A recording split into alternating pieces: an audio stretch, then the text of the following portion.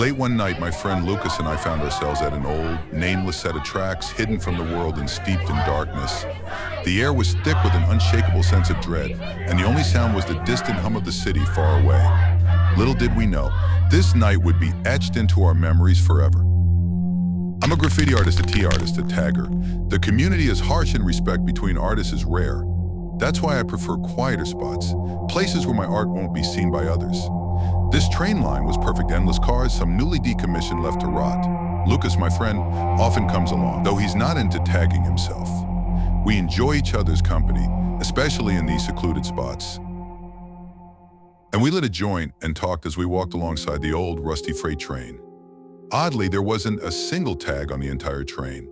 It must have been recently moved here. A blank canvas for my art. I tossed Lucas a can to mess around with while I got to work. After about 15 minutes and 2 paint cans, I had 3 decent tags up. I admired my work, feeling a surge of pride, when a sudden clang shattered the silence. The noise was unnerving. We froze, staring into the darkness, adrenaline coursing through us. I couldn't tell if the sound came from outside or inside one of the train cars. The seconds stretched into minutes, silence hanging heavy in the air. Then I pulled out my phone and started recording, but trying to capture whatever was out there. Suddenly, a can flew towards us, clattering against the train. From the shadows, a voice yelled, "You better not trip." Boy, panic set in, and we bolted, the darkness closing in around us. Then a gunshot rang out, echoing through the night. Fear gripped us, and we ran faster than ever, not stopping until we reached the main road, our hearts pounding in our chests. And weeks later, curiosity got the better of me. I returned to the tracks during the day, my Glock 17 tucked away for protection. The train was still there, but something was different. My tags were covered with ugly blotches of red paint. Someone had deliberately covered my work. As I investigated further, I found a train car with its door wide open. Inside, there was a chair in the center, ropes and chains scattered around, and a strong smell of bleach. The whole car reeked of it, like a cleaning supply closet. I was about to take a picture when I heard another metal clang further down the train. I wasn't taking any chances. I got out of there as quickly as I could. I've told so many people this story, and none of them can rationalize what happened that night. I doubt a homeless person could get their hands on a gun, but I can't understand why anyone else would react so aggressively. And why they covered up my tags is another mystery. The most disturbing part was the chair in the middle of the train car. I really want to go back to those tracks to take a picture, but I haven't worked up the courage yet. I have no idea if whoever was there that night was trying to kill us or just scare us, but sometimes late at night when it's just me and my thoughts, I can still hear that shot ringing in my heart. So let me take you back to that moment when Lucas and I first stumbled upon those tracks. The sky was overcast, the moon peeking through occasionally, casting fleeting shadows on the ground. We were excited, talking about the new spots we discovered through Google Maps. I'm imagining the possibilities for new tags. The thrill of finding a fresh canvas was intoxicating. We shared stories, laughed, and joked, the air around us filled with the smell of spray paint and the faint scent of marijuana. Lucas, despite not being a tagger himself, always supported my passion. He'd light up a joint, pass it to me, and we'd talk about life, dreams, and fears. He was my anchor, keeping me grounded when the world felt too chaotic. That night, we walked along the tracks, the sound of our footsteps mingling with the distant hum of the city. The train cars stood like silent sentinels, waiting to be transformed by our creativity. But I remember vividly the moment I tossed Lucas a can of spray paint. He laughed, shaking the can, the familiar sound of the ball bearing inside bringing a sense of comfort.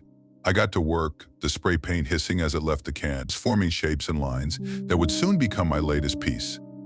Time seemed to stand still as I lost myself in the process, the world around me fading into the background. After what felt like minutes but was actually hours, I stepped back to admire my work. 3 tags perfectly aligned, each one telling a different story yet connected by a common thread. I felt a sense of pride, a sense of accomplishment that only another artist would understand. But then came the noise. It was subtle at first, a faint clang that could have been anything, but in the stillness of the night it sounded like a gunshot. Lucas and I froze, our hearts pounding in our chests. The air around us seemed to thicken, every sound amplified, every shadow a potential threat. We stared into the darkness, our minds racing, trying to make sense of what we had heard. Seconds turned into minutes, and the silence became unbearable. That's when I pulled out my phone and started recording. I needed to capture whatever was out there, to have proof of what we were experiencing. The next moments were a blur. A can flew towards us, clattering against the train. A voice, menacing and cold, yelled at us. Panic set in and we ran, the darkness closing in around us. A gunshot rang out, and fear gripped us even tighter. We didn't stop running until we reached the main road, our hearts pounding, our breaths ragged. That night, we experienced a terror that no horror movie could replicate. And in the days that followed, the memory of that night haunted me. I couldn't shake the feeling of dread, the sense that we had narrowly escaped something truly sinister. Lucas and I talked about it endlessly, trying to piece together what had happened. But no matter how much we discussed it, and we couldn't make sense of it, the fear lingered, a shadow that followed us wherever we went. For a few weeks later, curiosity got the better of me. I returned to the tracks, this time during the day. I needed to know what had happened to find some answers. Armed with my Glock 17, I approached the train, my heart pounding in my chest. The train was still there, but my tags were gone, replaced by ugly blotches of red paint. Someone had deliberately covered my work, erasing the evidence of my presence. I continued my investigation, moving from car to car. Then I found a train car with its door wide open. Inside, there was a chair in the center, ropes and chains scattered around, and the overpowering smell of bleach. It was eerie, the scene straight out of a horror movie. The smell of bleach was so strong that it felt like I was standing in a cleaning supply closet. I was about to take a picture when I heard another clang, this time further down the train. I didn't stick around to find out what it was. I left as quickly as I had come, my heart racing, my mind filled with questions. Since then, I've told this story to many people, and no one has been able to offer a rational explanation. Was it a homeless person? A deranged individual? I don't know. All I know is that someone out there reacted aggressively to our presence and went to great lengths to cover up my tags. The most disturbing part was the chair in the middle of the train car. It felt like something out of a nightmare, a scene that I can't get out of my head. To this day, I haven't returned to those tracks. The fear still lingers, the memory of that night fresh in my mind. I often think about going back to take a picture of what I saw, to find some closure. But I haven't worked up the courage yet. Sometimes, late at night, when it's just me and my thoughts, I can still hear that gunshot ringing in my heart. The terror of that night has become a part of me, a shadow that I can't escape.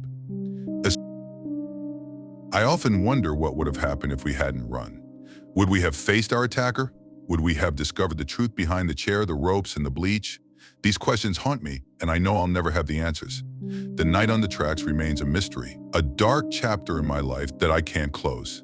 And so I continue to tag, finding solace in my art, but always with a sense of caution, a lingering fear that somewhere out there, someone is watching, waiting.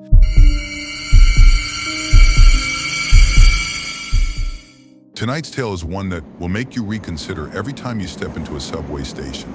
It's a story that delves into the depths of New York City's subway system, a place where silence becomes an eerie companion and shadows hold more than just darkness.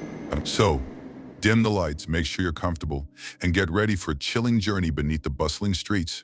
And the New York City subway system is a sprawling network of tunnels and platforms, a hidden world beneath the city that never sleeps. Usually it's alive with the sounds of commuters, the clatter of trains, and the hum of city life. But every so often, this labyrinth can become unsettlingly silent. And that's when the real horror begins. I've been an MTA worker for 7 years, and I thought I'd encountered every conceivable scenario. But one night I came face to face with something so inexplicable that it still sends shivers down my spine. It was 2 years into my job when I was assigned a late-night maintenance shift at High Street Station in Brooklyn. On any other night, the station would have been bustling with activity. But this night was different. The station was eerily silent, a stark contrast to the usual hum of human activity.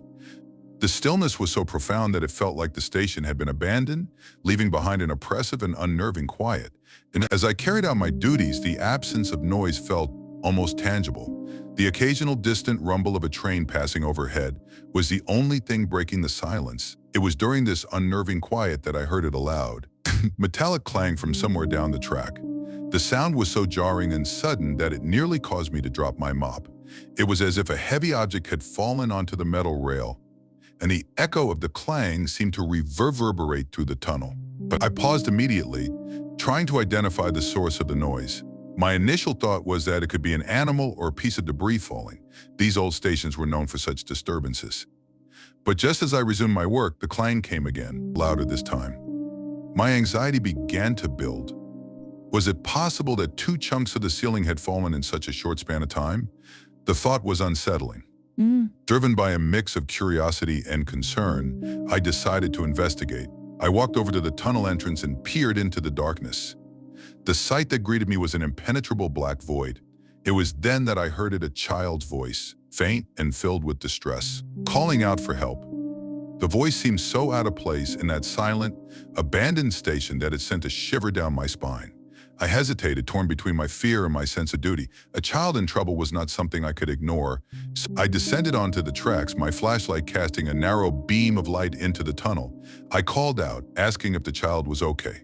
Silence was the only response. Just as I was about to call out again, the voice came through, clear and desperate. In front of you. Just keep walking. The voice was calm but laced with urgency, and it sent a fresh wave of dread through me. I was conflicted. My instinct screamed at me to turn back, to escape the dark and oppressive tunnel, but my conscience urged me to continue. I took another step forward, the darkness around me growing more intense. The child's voice continued to guide me, repeating the words, "Just keep walking." Each repetition echoed off the tunnel walls, amplifying my growing sense of unease. And with each step, the silence seemed to become more oppressive.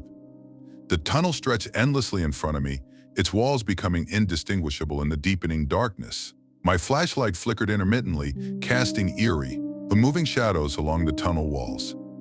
The shadows seemed to writhe and dance, as if alive, reacting to my presence. Occasionally, I would hear the child's voice again, guiding me further. "Keep going. I'm just ahead." The voice seemed to come from different directions, making it difficult to determine its source. I began to question whether I was truly hearing the voice or if it was simply a trick of my mind. The repetition and the echo made it hard to discern reality from illusion. The air grew colder as I ventured deeper, my breath visible in the dim light of my flashlight. The darkness felt almost palpable, wrapping around me like a shroud. The oppressive silence seemed to press in from all sides, and every sound, no matter how small, echoed with unsettling clarity. So after what felt like an eternity, I came across an old, dusty lamp lying on the tracks. It was an odd sight, out of place in the otherwise stark and barren tunnel. I picked it up and examined it. The lamp was covered in a thick layer of dust, and its feeble light barely pierced the darkness.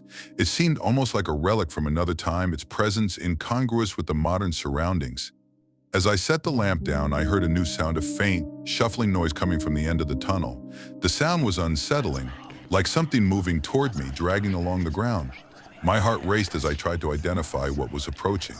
The child's voice had gone silent and replaced by this disquieting noise. I continued forward, my flashlight casting long shadows on the tunnel walls. The shuffling noise grew louder, and I could hear the faint sound of breathing, slow, labored breaths that seemed to draw nearer. I turned around to check behind me, but the darkness remained impenetrable. The only illumination came from the flickering flashlight and the dim lamp. Suddenly, a cold gust of wind rushed past me, extinguishing the lamp's weak light and plunging the tunnel into complete darkness. I fumbled to turn on my flashlight, my hands shaking uncontrollably. When the light finally flickered back on, I found myself alone in the tunnel. The shuffling noise had ceased, and an oppressive silence once again enveloped me. As with growing dread, I continued forward.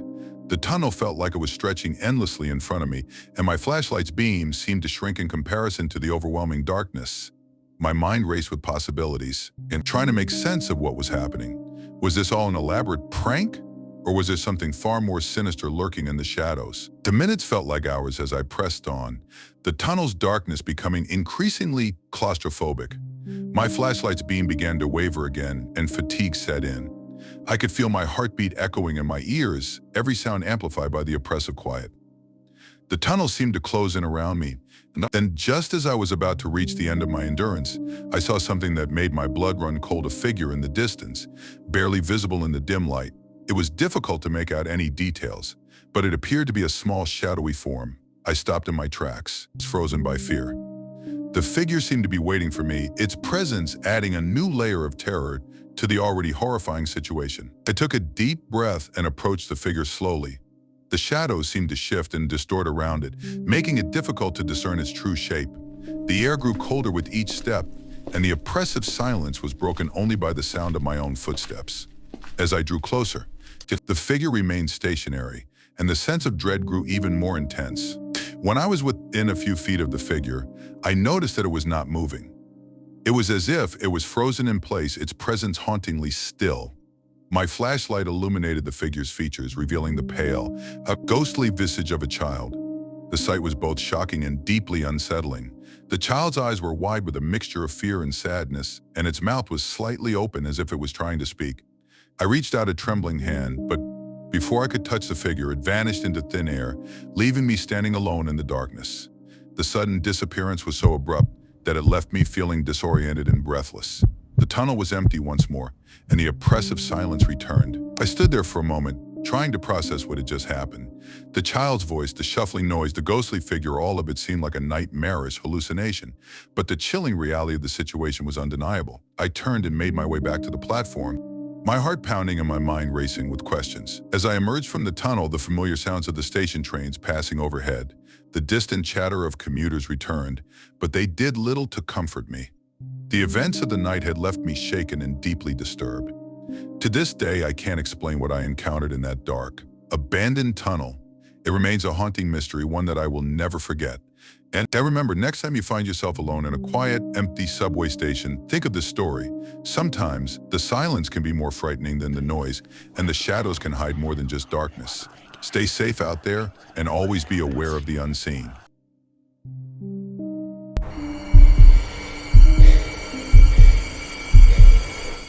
Every summer, I usually find ways to escape my hometown. It's early July, the beginning of summer. I prefer hanging around my college town or traveling to Europe, avoiding home. But this time, I found myself reluctantly returning home. 1 week, just 1 week, and then I'd be on a plane to Germany. I didn't feel like seeing any of my old friends, nor did I want to stay home. So I spent my days hiking, watching movies, or driving aimlessly. It was my last day home, and I was getting bored. I wanted to do something exciting.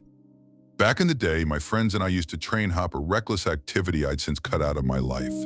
But that day I thought, what the hell, and drove to a secluded set of tracks I knew about. Freight trains always pass through here, providing plenty of options. The tracks were surrounded by trees and flora, perfect for avoiding detection. The last thing I needed was to get caught for doing something illegal after staying clean for so long. I parked my car and walked to the tracks.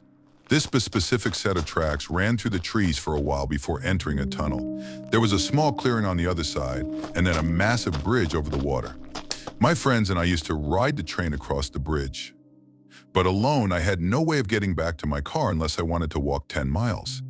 I decided to hop on the train, ride through the tunnel, hop off, and walk back. I walked along the tracks, waiting for a train. It was probably 2 or 3 in the afternoon. Finally, after about 10 minutes, I felt the familiar vibration in the rails. I quickly ran to the side, trying my best to stay out of sight. Usually, freight train conductors didn't care enough to report people walking along the tracks, but I didn't want to take any chances. The train passed, and I waited for a good number of cars to go by before emerging from my hiding spot. I picked a car that looked easy to get on and started jogging alongside the train, just like I had done 100 times before. Confident enough, I grabbed hold of the ladder and swung myself up. It was pretty easy since the train wasn't traveling very fast. As my part of the train was about to enter the tunnel, I saw a strange flash of light up ahead. I assumed it was a spark from the train, but I had never seen anything like it before. I hoped there wasn't an errant wire or something dangerous in the tunnel, but it was too late to hop off. The train started picking up speed as we entered the tunnel. I closed my eyes as the adrenaline rush came on. Suddenly, I felt a hand reach out from the darkness and grab my leg. I lost my footing and nearly slipped, but my hands were firmly gripping the train. I screamed and kicked, but the train sped by before I could make contact with anything. Soak. Before I could comprehend what had happened, I felt another hand slap against my leg. I screamed again, scrambling up the ladder, hopefully out of reach. My heart was racing. What the hell just happened? The train exited the tunnel, and I hopped off without thinking. I waited for the train to completely pass and watched it chug over the bridge. I paced back and forth in the clearing, thinking about what just happened. Were there really people in the tunnel?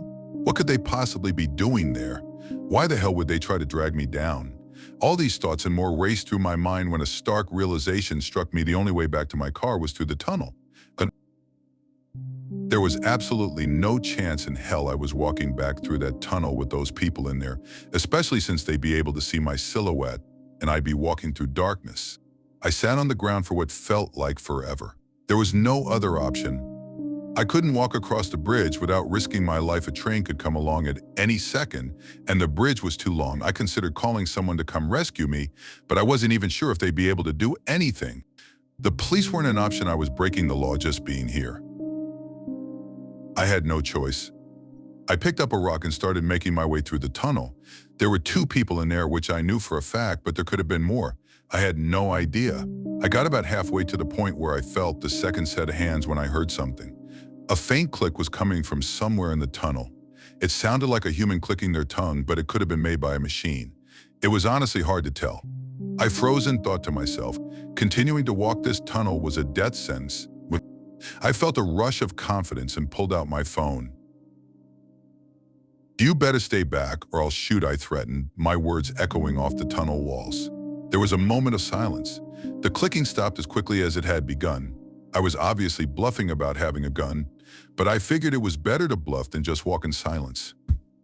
I then pulled up a video on YouTube of a gunshot sound effect, turned up my phone's volume and played it. It was honestly louder than I was expecting, and with the echo of the tunnel, I prayed to God that whoever was in there bought it. Without waiting another second, I sprinted full speed into the darkness, bracing myself for a fight. I didn't stop running until I had reached the other side. By some miracle, no one tried to grab me. After making it out of the tunnel, I looked back. There was another flash from deep in the tunnel. This time, though, it subsided long enough for me to clearly see 2 silhouettes standing on the tracks facing me. And that was it for me. I turned to leave, but as I was jogging away, the nastiest screech I've ever heard emanated from the tunnel. It sounded barbaric, definitely human, but far from normal. I don't plan on ever train hopping again. I made it back to my car and drove home in silence, my heart still pounding from the adrenaline and fear. What were those people doing in the tunnel? Were they living there, hiding from something? Or were they just as lost as I felt in that moment? The questions haunt me as I drove away, leaving the tracks and the tunnel behind. I promised myself I would never return to that place, and I would never put myself in such a reckless situation again. But the memory of that day, the cold grip of those hands, and the screeching voices would stay with me forever. Every time I hear a train whistle in the distance, I'm reminded of that summer day, the day I faced the unknown and came out the other side. But the echoes of the tunnel, the flash of light, and the haunting screech remain with me, a chilling reminder of the thin line between adventure and terror, between life and death. And I often think about what might have happened if I had made different choices that day. What if I hadn't decided to train hop one last time? What if I had chosen a different set of tracks, or simply stayed home and watched another movie? But no matter how much I ponder, the reality remains that I did make those choices, and I did face whatever was in that tunnel. The experience changed me, made me more cautious, more aware of the dangers that lurk in the shadows of our seemingly mundane world. Now, whenever I talk to friends about summer adventures, I leave out the part about the train hopping. I don't mention the tunnel, the hands, or the silhouettes. It's a story I keep to myself, a personal reminder of a brush with the unknown that I survived. Maybe someday I'll tell someone, but for now it's my secret, my lesson learned. Life has returned to normal more or less. I've traveled to Germany, explored new places, and even found new hobbies that don't involve quite as much risk. But in quiet moments, when I'm alone and the night is still, I can sometimes feel the echoes of that day. The memory is always there, lurking in the back of my mind, reminding me of the fragility of safety and the ever-present potential for danger. I have a greater appreciation for the mundane now. Simple walks in the park, quiet nights at home, and peaceful drives through the countryside have taken on new meaning. There's a comfort in knowing that I don't have to seek out excitement and danger to feel alive. I can find joy in the little things, the safe things, and leave the more perilous adventures to others. But still, that day in the tunnel taught me something important, that fear can be a powerful motivator, and that sometimes the greatest threats come from the most unexpected places. It's a lesson I won't soon forget, and one that continues to shape my choices and actions. I hope that by sharing this story, even if only with myself, I can keep that lesson alive and remind myself of the importance of caution and respect for the unknown. So, if you ever find yourself tempted to revisit old, reckless habits, remember my story. Remember the tunnel, the hands, and the screeching voices. Think twice before you leap into the unknown, because sometimes the unknown is more dangerous than we can ever imagine. And always, always stay aware of your surroundings, because you never know what might be lurking in the shadows, waiting for the right moment to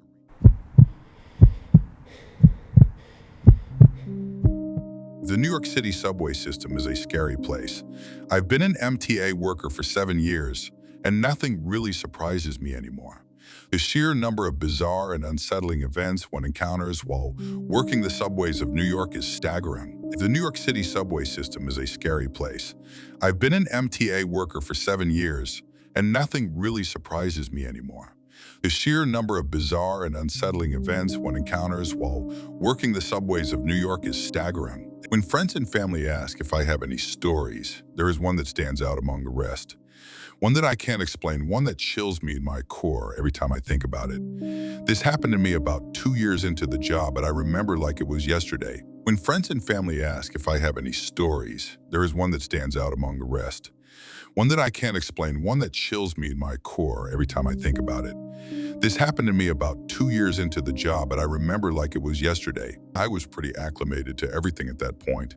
The hustle and bustle, the occasional rude commuter, the late night shifts, they had all become routine. I was stationed in Brooklyn at the time, doing some routine maintenance at High Street Station. It was a typical night shift, or so I thought. I was pretty acclimated to everything at that point.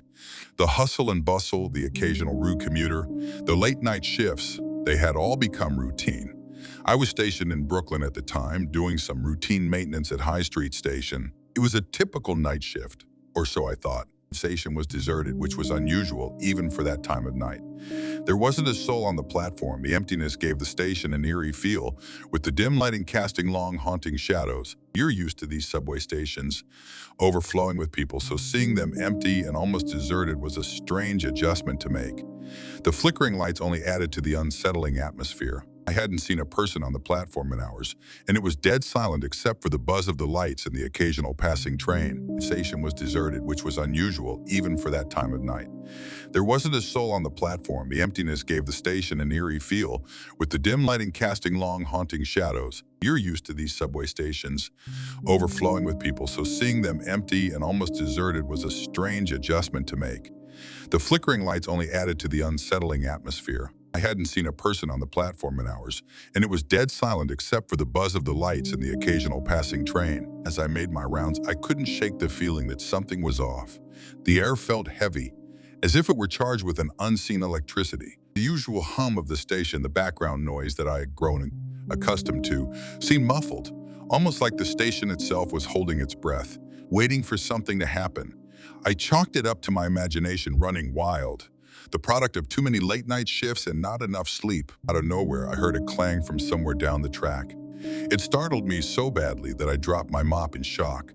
The sound wasn't something I was used to hearing.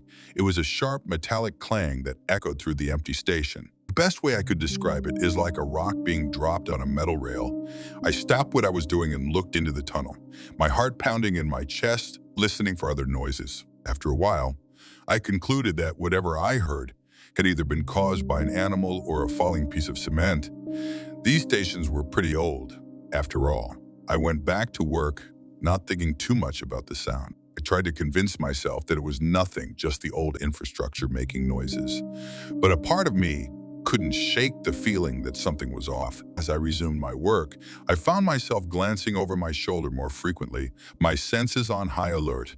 Every creak, every drip of water, every distant rumble from a passing train seemed magnified in the oppressive silence of the station. Shadows seemed to grow longer, darker, as if they were alive and creeping closer with each passing minute. About 10 minutes later, the same sound shook me from my concentration. Only this time it was probably about twice as loud. It reverberated through the tunnel, a chilling, resonant clang that seemed to pierce the silence. I actually became a little concerned, dare I say scared.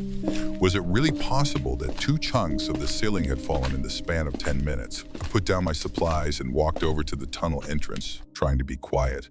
My footsteps echoed eerily in the empty station. I peered into the darkness but couldn't see anything. The blackness seemed to swallow the light, creating an impenetrable void. I debated whether or not it was a good idea to call out into the tunnel and ultimately decided against it. Still figured it was nothing, but after the initial fear had worn off, I was more confused than anything. I kept trying to think of things that could make a sound like that. Not once, but twice. It was especially bizarre since the second sound was louder. I tried to keep my mind off the sounds and went back to work, finding a good rhythm again. But the unease lingered, a constant gnawing feeling in the back of my mind. As I scrubbed the platform, my mind raced with possibilities. Maybe it was just some debris falling from the ceiling, or perhaps a stray cat knocking something over.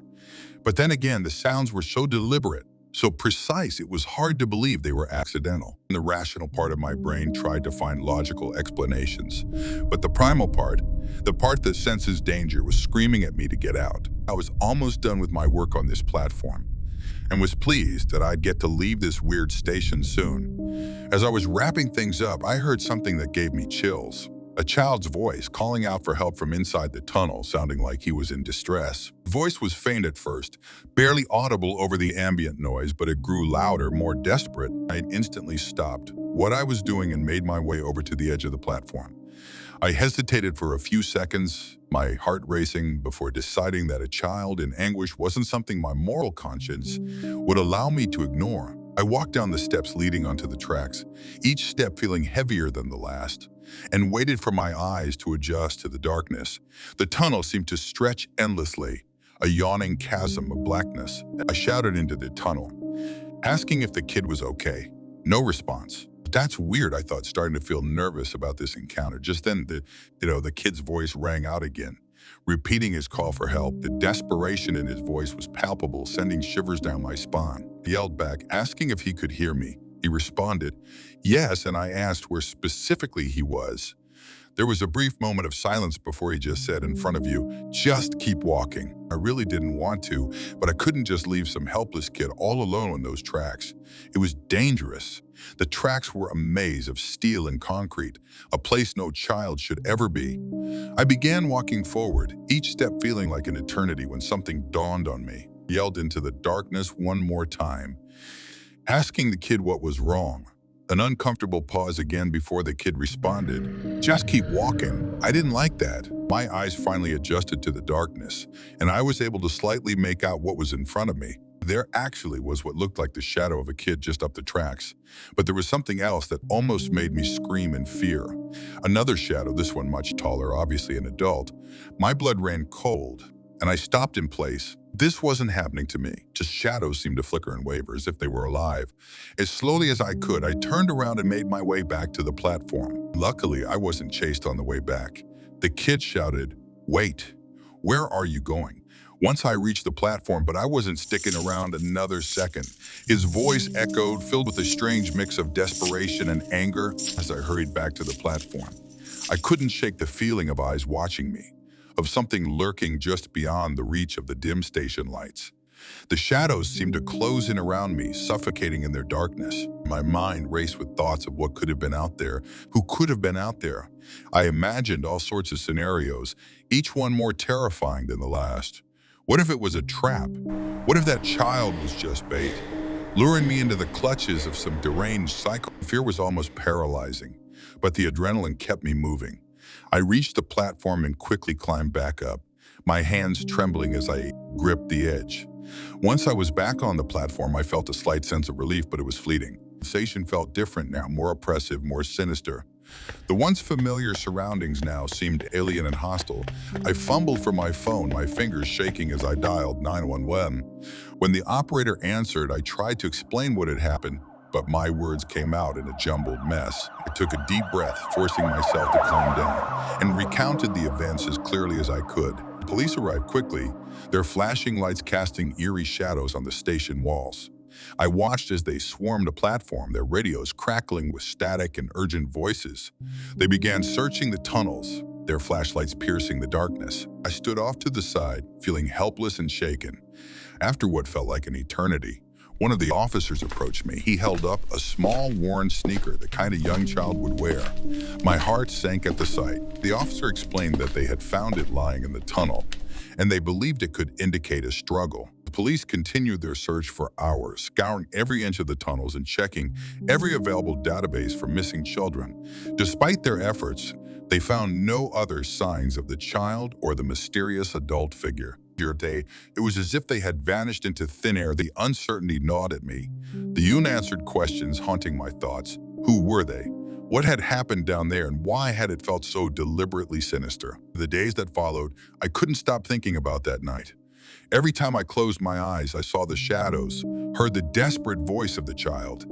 I found myself jumping at every little noise, constantly looking over my shoulder. My once familiar job had become a source of dread and anxiety. I started avoiding High Street Station whenever possible, taking extra shifts at other locations, just to stay away from that place. I have no idea what to think of this experience. The best theory I can come up with is that some psycho kidnapped a child and forced him to yell for help in an attempt to lure some unsuspecting Good Samaritan into a trap. Or maybe it's their own kid who they're raising to also be a psycho. The possibilities were disturbing, to say the least. I can't think of any other reasonable explanation besides this one. But if I'm right, I can only imagine what that kid must be going through. The thought of a child being manipulated or harmed in such a way was horrifying. And this day, the memory of that night haunts me. Every time I pass through High Street Station, I can't help but look into the darkness, half expecting to hear that eerie clang or the desperate call for help. The subway is a scary place, and sometimes the scariest things are the ones we can't explain. I've heard countless stories from fellow workers, strange figures seen out of the corner of your eye, unexplained noises, even the occasional ghost story. But nothing ever matched the sheer terror and confusion of that night. It's a reminder that even in a city as bustling and alive as New York, there are places where the shadows hold secrets, where the darkness can swallow you whole. It's a reminder that sometimes the things that go bump in the night aren't just figments of our imagination. The years since I've continued to work the subways, always alert, always wary, I've learned to trust my instincts, to listen to that inner voice that warns of danger. The city moves on, people come and go, but the shadows remain lurking in the corners, waiting. If you ever find yourself alone in the subway and you hear something you can't explain, remember my story. Sometimes it's better to walk away. Sometimes the best thing you can do is leave the darkness behind and step into the light. And always keep an eye on the shadows, because you never know what might be watching from the darkness, waiting for you to step just a little too close. As for me, I'll keep working the subways, doing my job, but I'll never forget that night. I'll never forget the sound of that voice, the chill of the darkness, and the feeling that something was terribly, terribly wrong. And I'll always wonder what would have happened if I had kept walking. Would I have found a child in need, or would I have become another victim of the shadows? It's a question that will haunt me for the rest of my days. So be careful out there. The city is full of mysteries, and not all of them have happy endings. The subways, with their labyrinthine tunnels and shadowy corners, are a world unto themselves, a world where the lines between reality and nightmare can blur, a world where sometimes the only thing you can trust is your own fear. Remember, the next time you're on a deserted platform and you hear a sound that doesn't belong, it might be more than just your imagination. It might be the shadows calling out to you, waiting for you to answer. The subway is a scary place, and I've learned that the hard way. But I'll keep doing my job, because someone has to. Someone has to keep the trains running, keep the city moving, and maybe, just maybe, keep the shadows at bay.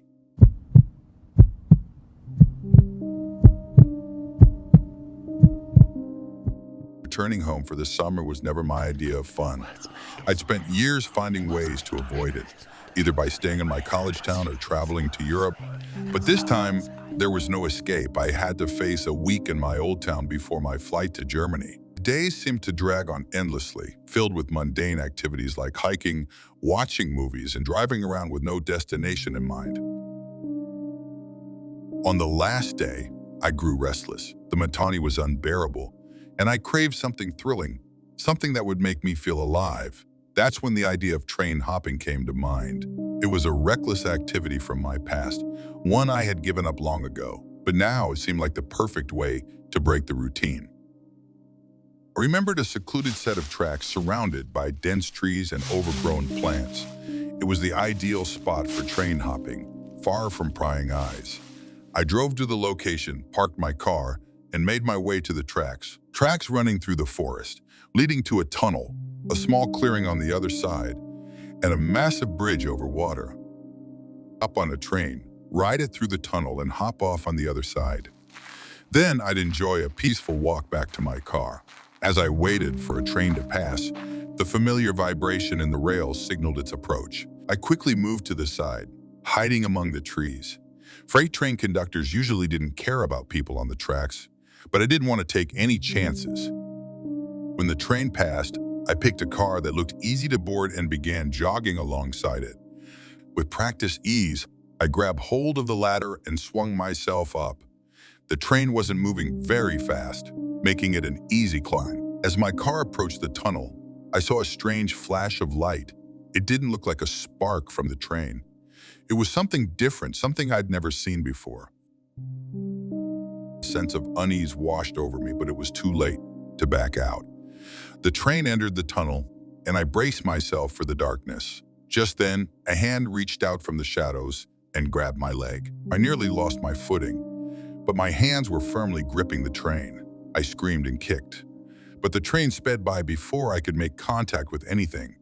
Another hand slapped against my leg, and I scrambled up the ladder, heart racing. The train exited the tunnel, and I jumped off without thinking. I watched as it continued over the bridge, disappearing into the distance. I paced back and forth in the clearing, trying to make sense of what had happened. Were there really people in the tunnel? And if so, what were they doing there? Why would they try to grab me? The only way back to my car was through that tunnel, but there was no way I was walking through it with those people inside. The thought of them seeing my silhouette while I walked through the darkness was terrifying. I sat on the ground feeling hopeless. Crossing the bridge wasn't an option either.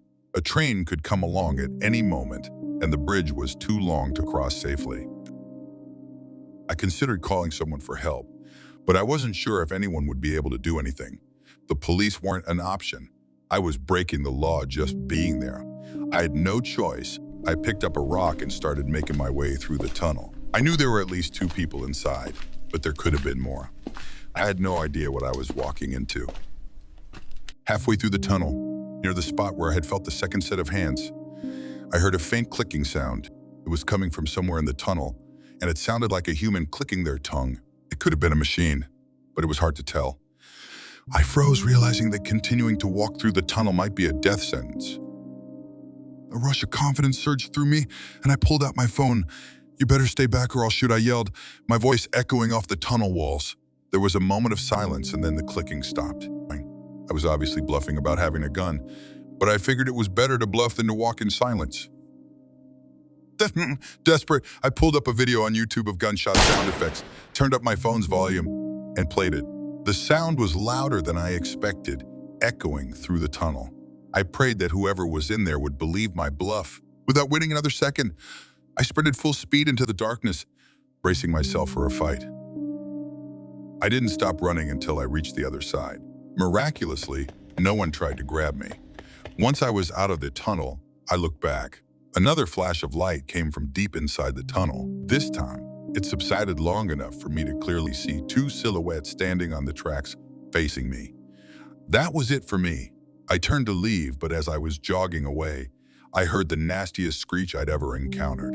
It sounded barbaric, definitely human, but far from normal. I knew right then that I'd never train hop again. That experience left me shaken and forever changed.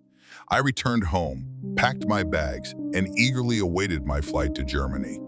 The thought of that tunnel, those hands, and that screech haunted my dreams for weeks. I couldn't shake the feeling that I had narrowly escaped something far worse than I could comprehend. I shared my story with a few close friends, but they dismissed it as an overactive imagination or a prank gone wrong. But deep down, I knew what I had experienced was real. The isolation of the tracks, the cold, clammy grip of those hands, and the echoing screech were etched into my memory. I swore to myself that I would never take such risks again. My life of thrill-seeking and reckless adventures was over. The unknown terror in that tunnel had put an end to my youthful daring. As I boarded the plane to Germany, I couldn't help but glance out the window, half expecting to see those silhouettes lurking in the shadows. The fear lingered, but I was determined to move forward and leave that nightmare behind. Life in a new country offered a fresh start, and I embraced it with open arms. Yet, the echoes of that summer train hop stayed with me, a constant reminder of the thin line between excitement and danger. To anyone listening, I offer this piece of advice. Sometimes, the thrill isn't worth the risk. There are places in this world where the unknown can reach out and pull you into darkness. Be careful where your curiosity leads you, and always listen to that inner voice that warns you when something isn't right. My encounter with the unknown in that tunnel was a lesson learned the hard way. I hope my story serves as a cautionary tale for those who seek adventure without considering the consequences. The isolation of that place, the darkness of the tunnel, the sinister hands, and the inhuman screech will forever be burned into my memory. It's a constant reminder that the world holds many mysteries, some of which are better left unexplored. Even now, as I settle into my new life, there are nights when I wake up in a cold sweat, hearing that screech in my dreams. The fear is something I live with, a shadow that follows me wherever I go. It's a part of me now, a reminder of that one fateful decision to seek out a thrill. I've learned to cope with it, to move forward, but it has changed me. I'm more cautious, more aware of my surroundings. I no longer seek out danger for the sake of excitement. Life in Germany has been good to me. I've made new friends, started a new job, and built a new life. But the echoes of that tunnel, those chilling hands, and that nightmarish screech still linger in the back of my mind. They remind me that life is fragile, that the line between adventure and peril is thin, and that sometimes it's best to leave the unknown alone. So, to those who listen to my story, take heed. The world is vast and full of wonders, but it also holds terrors that can change you forever. Be mindful of your choices, respect the unknown, and always prioritize your safety over a fleeting thrill. My journey through that tunnel was a harrowing experience, but it taught me valuable lessons about fear, survival, and the human spirit. I've become more attuned to my surroundings, more aware of potential dangers. It's not about living in constant fear, but about being prepared and cautious. I no longer take unnecessary risks, and I've learned to appreciate the quieter, safer moments in life. There's a certain peace that comes with knowing you're not putting yourself in harm's way. As I reflect on that fateful day, I realize how close I came to a different outcome.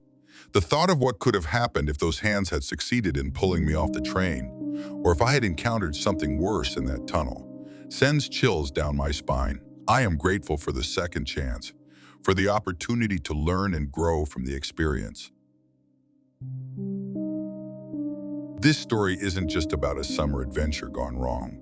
It's about the lessons we learn from our brushes with danger. It's about understanding our limits, respecting the unknown, and making smarter choices. We live in a world full of mysteries, and while curiosity can lead to amazing discoveries, it can also lead to perilous situations. I hope my story resonates with those who hear it. I hope it serves as a reminder to think twice before taking risks and to always listen to that inner voice of caution. The world is full of wonders, but it's also full of dangers. Finding the balance between exploration and safety is key to living a fulfilling and secure life. Thank you for taking the time to listen to my story. I hope it serves as a reminder to stay vigilant, trust your instincts, and prioritize your safety. The unknown may be intriguing, but it's not always worth the risk. Be safe, be smart, and may your paths be free of darkness.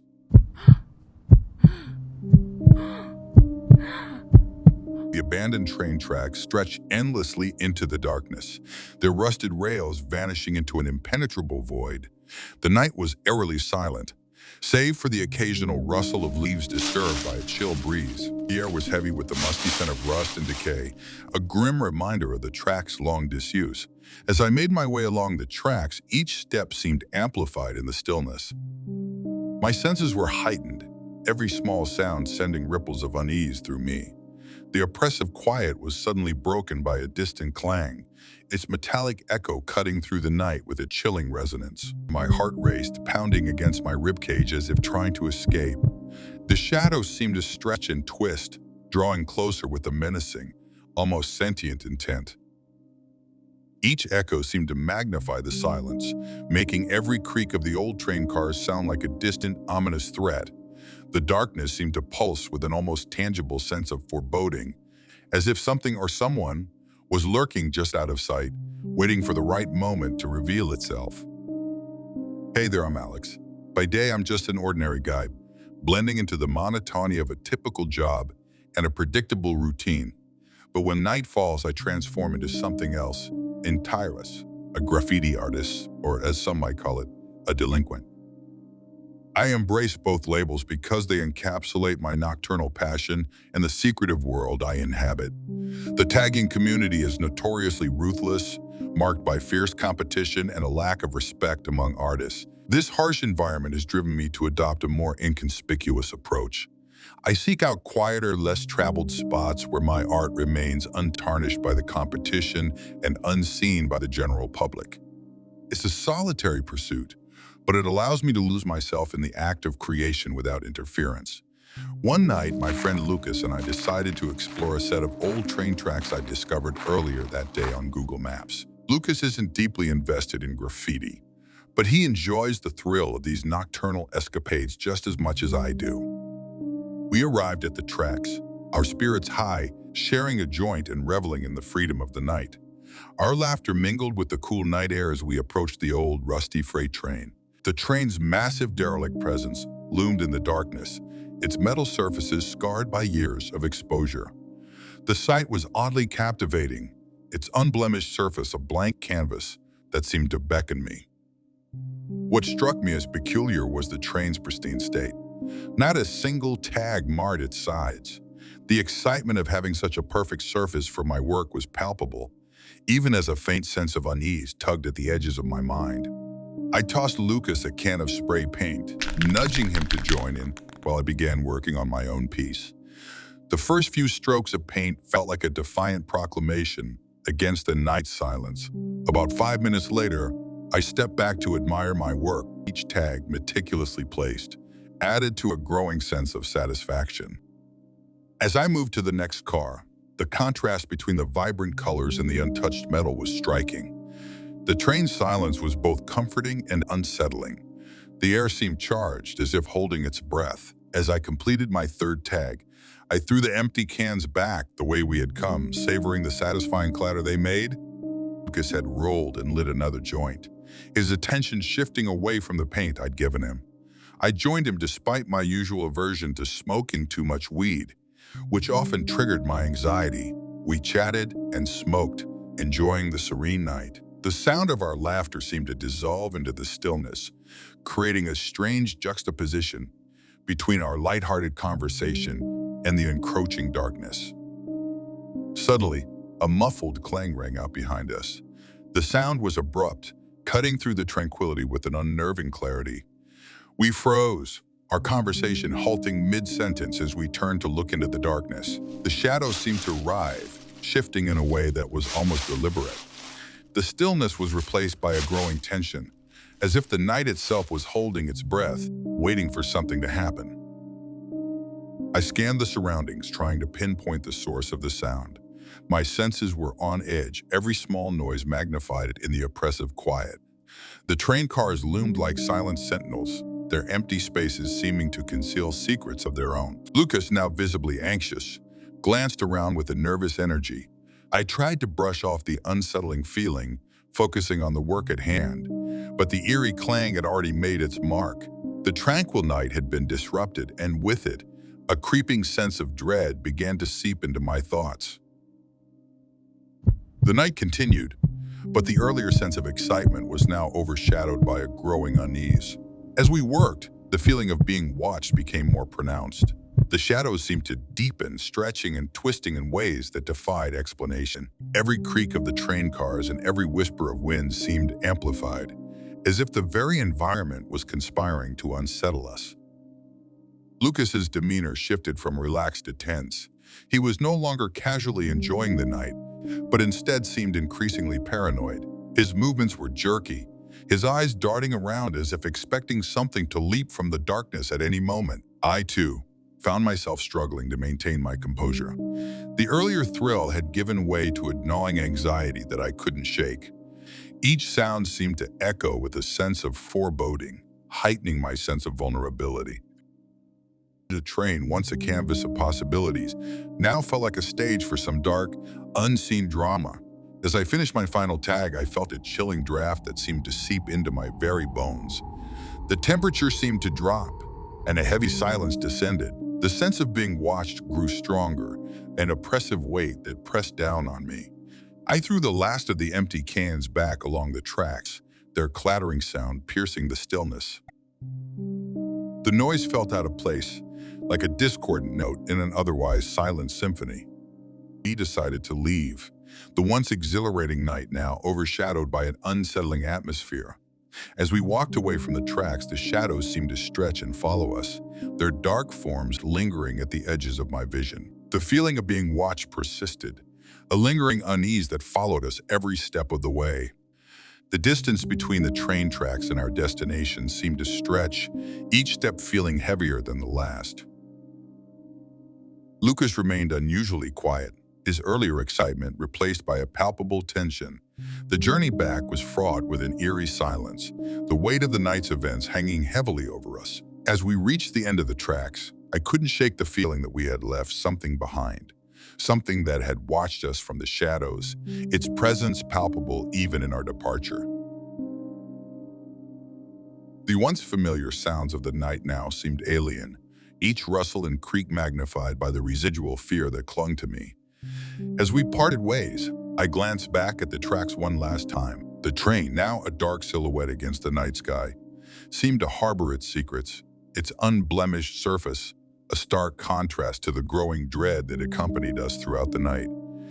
The sense of foreboding lingered, a reminder of the unseen presence that had made its mark on the night. In the days that followed, the memory of that night continued to haunt me. The clangs, the shadows, and the unsettling silence became a constant undercurrent in my thoughts. The graffiti I had painted seemed insignificant compared to the deeper, more unsettling presence that had intruded upon our night. The sense of unease remained, a persistent echo of that unsettling night on the abandoned train tracks.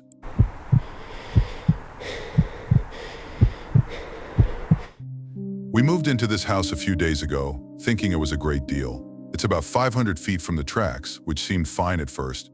But every night, without fail, at exactly 2:14 a.m., the train rumbles by, blasting its horn like it's the end of the world. Woo, woo, woo. And last night, it sounded closer. At 2:14 a.m. on the dot, I heard the familiar whistle. "Hey, does it sound louder to you?" I asked David. He groaned. "Sounds as loud as it always does. Why did we get a house so close to the train? This is torture." "Because it was cheaper," I replied. "I'd rather eat ramen for the next 2 years than listen to that whistle. Woo, woo, woo." It's louder. Much louder. I walked to the window, peering through the blinds. I could just barely see the train whooshing past behind the houses across the street. Bless those poor souls living closer to the tracks than we did. "Maybe they got a new whistle," David muttered. "Oh no, I hope not. Or maybe the air's clearer tonight." "I don't know." He rolled over, rustling the sheets. "Go to sleep." I stared out into the darkness, watching the train. Silver flickered between the gaps in the houses. Red lights streaked by. The whistle sounded again, softer now as the train was almost past, and then it was gone. I walked back to bed and pulled the covers tightly over me. The next night it was even louder. Woo, woo, woo. I groaned and glanced at the clock. 2:14 a.m. Whoever drives this train is extremely punctual. I rolled over, tried to ignore it. But the sound bored into my head like a drill. Woo, woo, woo, woo. And the pauses between the whistles were more agonizing than the sound itself, dreading the next jolting. Awful woo, woo was like some sort of cruel psychological punishment. "That damned whistle," David snapped. David rarely swore, if ever it was a thing of pride to him, I thought, though he wouldn't admit it. "Yeah, sucks, doesn't it?" "Yeah.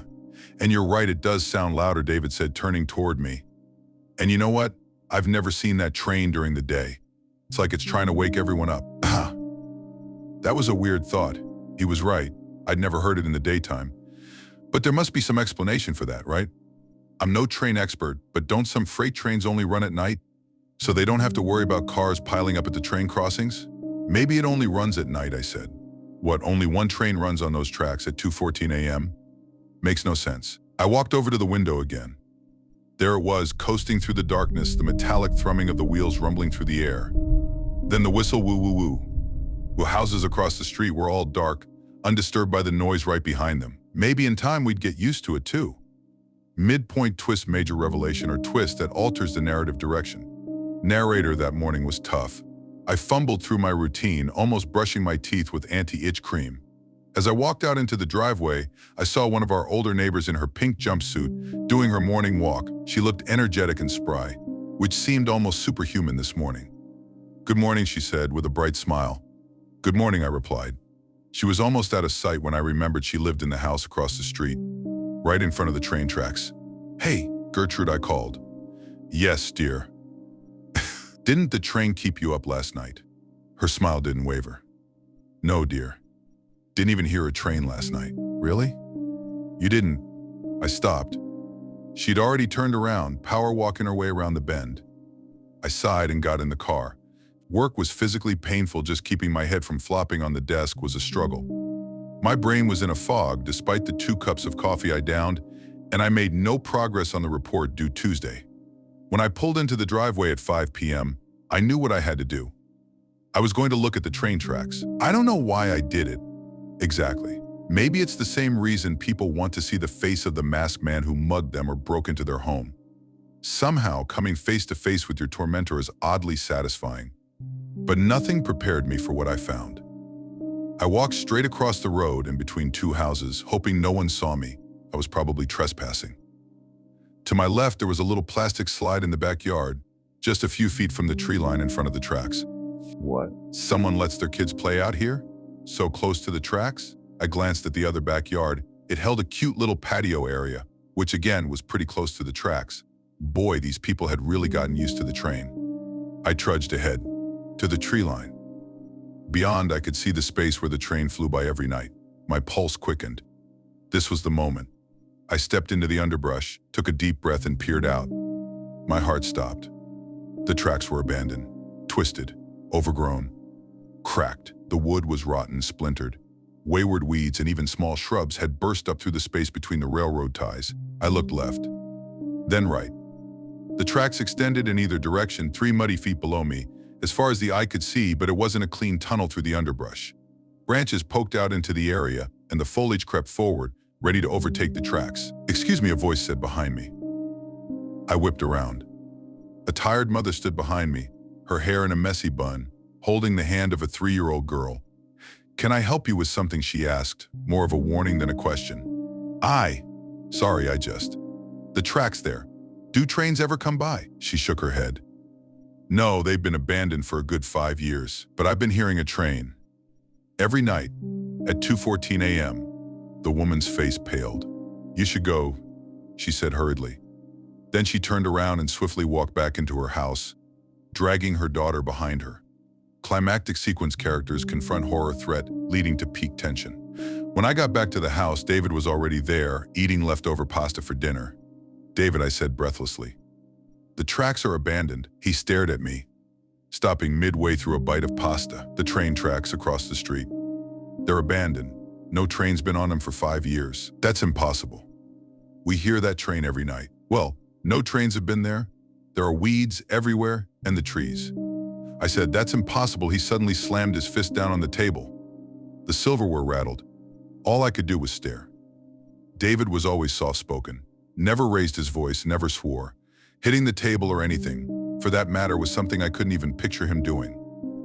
"There must be a train using the abandoned tracks," he continued, in a tone of forced calm, maybe illegally. He stabbed at the pasta across from me in silence, keeping his eyes on his food. My heart throbbed in my chest. "David, are you okay?" I ventured. "Of course," he said, not looking up. "Okay," I picked up my dish and brought it to the sink. The rush of water drowned out the uncomfortable silence, and I was thankful. Then I set it down next to the sink, dried my hands, and glanced at the clock. 8:27 p.m. Only 5 hours and 47 minutes until the train. When I finally went to sleep, I couldn't fall asleep for hours because I knew that stupid whistle was going to wake me up. But somehow I must have, because at exactly 2:14 a.m. I woke up, not to the train whistle, to a loud rumbling sound. I shot up. David. What is that? My hands fell on empty covers. David. David. Woo, woo, woo. The whistle pierced the air, so loud it hurt my ears. I jumped out of bed, ran across the room. David, where are you? I froze as red light flashed through the blinds. What the hell is going on? The sound, the noise. It was like the train was going by right outside our window, like it would crash into our house at any moment, flatten and crush us to pieces. I finally tore my eyes away, yanked the door open, and charged out into the hallway. David? Duh. He was just standing there, in the guest bedroom. In front of the window, still as a statue. The red light flashed across his face as he stared out. That fucking train, he said in a hoarse whisper. A chill coursed through me. I approached him, slowly, my heart pounding. His expression was hard to make out in the darkness. I only saw the red light sparkling in his eyes. David, are you okay? That fucking train, he repeated. I joined him at the window, my whole body shaking. But the train, it was where it always was, whooshing by behind the houses across the street. No, there's no way it could have made so much noise from all the way over there. Now, the noise was quieter. Back to normal. David, come on. Let's go back to sleep. My heart pounded, waiting for him to speak. Instead, he silently followed me back into the bedroom. He climbed up into the bed, pulled the covers over himself, and didn't say a word. I stared at the ceiling, sleep the last thing from my mind. We both slept in that Saturday. By the time I rolled over and looked at the clock, it was almost noon. Hey, sleepyhead. Show. I turned to see David lying there, a smile on his face. Hey, memories of last night flooded back to me, and my smile faded. Last night, you seemed out of it. Are you feeling okay? I'm fine, he replied, pulling me close. And I believed him. I really did. Because I'm a sentimental fool, blindly in love, I don't know. The rest of the day was wonderful, just a lazy, rainy day with David, laughing and watching shows, but after the sun set, he grew agitated. I have something to get done, he snapped after dinner. Then he stormed upstairs to his study, and I didn't see him again until I went to bed around 11. By then, he was fast asleep, lying still and facing away from me, breath slow and rhythmic. As expected, I woke up a few hours later with a start. But as I sat up in bed, only silence filled my ears. No train whistle, no rumbling. I glanced at the clock, 2:10 a.m. That's weird. I've never woken up before the train. That's when I noticed the bed was empty. Again, David. I climbed out of bed, ran down the hallway. But this time he wasn't in the guest room. I charged down the stairs. David, where are you? Motion caught my eye through the dining room window. A man crossing the street. David, what the hell is he doing? Against my better judgment, I pulled the door open and walked down the front steps. By the time I got to the road, he was already slipping into the shadows between two houses, heading right towards the tracks. David, I yelled. He didn't turn around. I broke into a run. I couldn't see him anymore. The moonlight didn't make it into the gap between the houses. I made it to the grass, tiptoed through the alley, and fought through the brambles at the tree line. He stood with his back to me at the edge of the tracks, still as a statue. The moonlight glinted off his hair, outlining him in silver light. David, I asked softly. 1 minute, he replied, without turning around. 1 minute. Until the train. David, this is insane. We shouldn't be out here. It's late, and this is someone else's property. I reached for his arm. As soon as my fingers touched his skin, he jerked away. Come on. We have to go back inside. What are you hoping to do anyway? Stop the train, I scoffed. You've been acting really weird, David, and it's honestly scaring me a little. Good. Then it all happened so fast. He whipped around and grabbed my shoulders. With a simple pivot, he swung me in front of him and then threw me down onto the tracks. The impact of the metal shot up through my hips, my arms, my back. I fought my way up, feet slipping over the rotten railroad ties. David, what the hell are you doing? Now I could finally see his face. He stared straight ahead, as if focused on something far away. His lips were turned up in a smirk. 30 seconds, he said softly. David. Wait, woo, woo, woo. The faint whistle of the train, followed by a soft rumble that I felt vibrate through the metal under my feet. A pair of white lights twinkled in the darkness, like twin stars. Getting closer, impossibly fast, I screamed and lunged for the forest. But the ground was 3 feet above me, 3 muddy, steep feet. I sunk a foot into the ground, grabbed for a branch near the edge to hoist myself up. And David shoved me back down. Woo, woo, woo. The lights were closed now. Glaring through the darkness, blindingly bright, the vibrations traveled through the rails through my body as it rumbled closer. Woo, woo, woo. The whistle was loud now.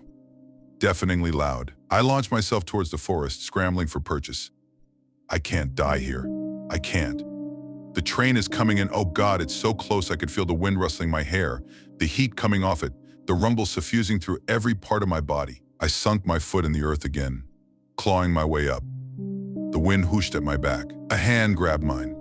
But instead of shoving me back, it pulled me up, and then we were running. Through the underbrush, the shadows blurring and tilting around me.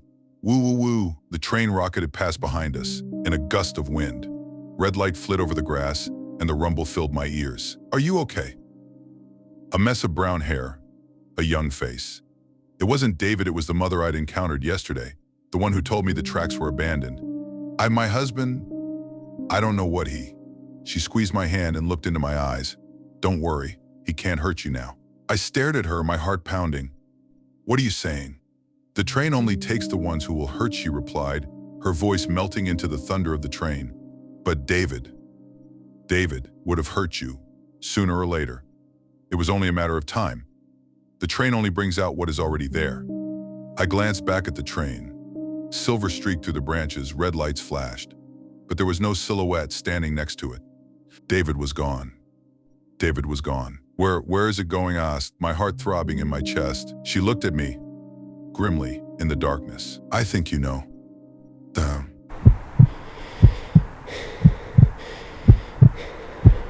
The train rumbled steadily through the thick night air. I was on the 11:47 p.m. Amtrak from Washington, D.C. to NYC after visiting my boyfriend. As we pulled up to the Aberdeen stop, I saw him, a man standing outside on the platform. My name is John. I'm a 30-year-old journalist, and this train ride was supposed to be just another routine trip back to New York after a relaxing weekend. The train, usually a sanctuary of solitude, allowed me to zone out to my music and let the world blur by. The late-night journey was always quiet, with few passengers, perfect for someone like me who cherished the peace. But as we neared the Aberdeen stop, the calm shattered. The platform was mostly empty, except for one figure. He stood with his back to the train, under the shadow of the station's awning. Tall and well-built, despite the muggy July heat, he wore a long trench coat and a hat. His stillness was unnerving, standing out starkly against the backdrop of hurried passengers. As the doors whooshed open, I waited for him to board. But he didn't move. He didn't even turn around. I tried to brush off the unease. Maybe he was waiting for another train. The train clanked and started up again. I shrugged, turned up the volume on my playlist, and tried to relax. Lights flashed across the windows as we picked up speed. The twinkling lights of a town faded into the distance, a highway, with pairs of headlights rolling past a colossal antenna, flashing red at the top. The landscape blurred into a smudge of grays and blacks against the purple sky. My eyes fluttered closed. Now arriving in Wilmington, Delaware, the conductor's voice jolted me awake. I stretched, popped my earbuds out, and looked around. The train car was empty now. The 2 girls who'd been sitting near the back were gone. Yawning, I turned to the window. My blood ran cold. There he was. The man in the trench coat, standing on the platform again, several feet away from the train. My heart pounded. No, there's no way. The Amtrak goes faster than a car. How could he get here so fast? And why? Why would he be standing at the next stop when he didn't get on board? The doors whooshed open. I stared at him, face pressed against the window, watching for any movement. But he didn't move. He just stood there, in the shadows, back to the train. This time he was closer. I could see the nape of his neck, the shadow of dark hair poking out from under his hat, his black dress shoes shining in the light. The doors clanked shut. The train rumbled beneath me, and we were pulling away, the man in the station replaced with open fields of grass. I pulled out my phone. I just saw the same guy at 2 different train stops. Aberdeen and Wilmington, I typed, fingers flying across the keys. It's really weird. Aaron replied, what? The same guy at both. Like he drove there as the train did. Yeah, I hesitated. wondering if I should mention how strange he looked. The trench coat, the hat, always facing away. Probably just some weirdo I typed instead and hit send. You should have Becca meet you when you get into NYC, Aaron texted back. And call me when you're safe back home, okay. This time I didn't go to sleep. I stayed wide awake until we hit Philadelphia. As we pulled into the station, with its myriad of street lamps twinkling in the darkness, I felt a wave of relief. There's something about seeing civilization, crowds, cities that assuages our fear. It's like we're programmed to believe that nothing bad can happen inside of other people, or that the mere presence of city lights can drive the evil away. Nonetheless, when we pulled into 30th Street Station, there was no strange figure in a trench coat. I watched a few people get off the train car ahead of mine. A tall woman in a pink coat, a hipster guy wearing a knitted cap, a nerdy-looking businessman. Then the train pulled forward, and we plunged into the darkness. Feeling better, I shot off another text to Aaron, just past Philadelphia. He wasn't there. Oh good, I was starting to get worried. Call me when you're safe in your apartment, okay? Will do. I love you. I took the jacket off my lap, rolled it into a makeshift pillow and leaned against the window.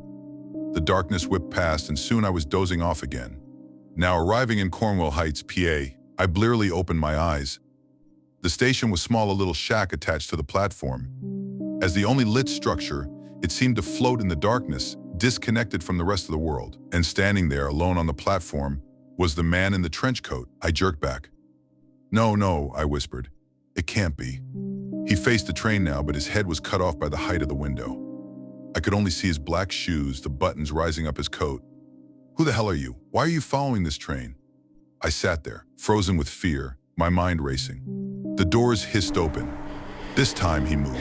My heart plummeted as he slowly turned towards the front of the train, face still hidden.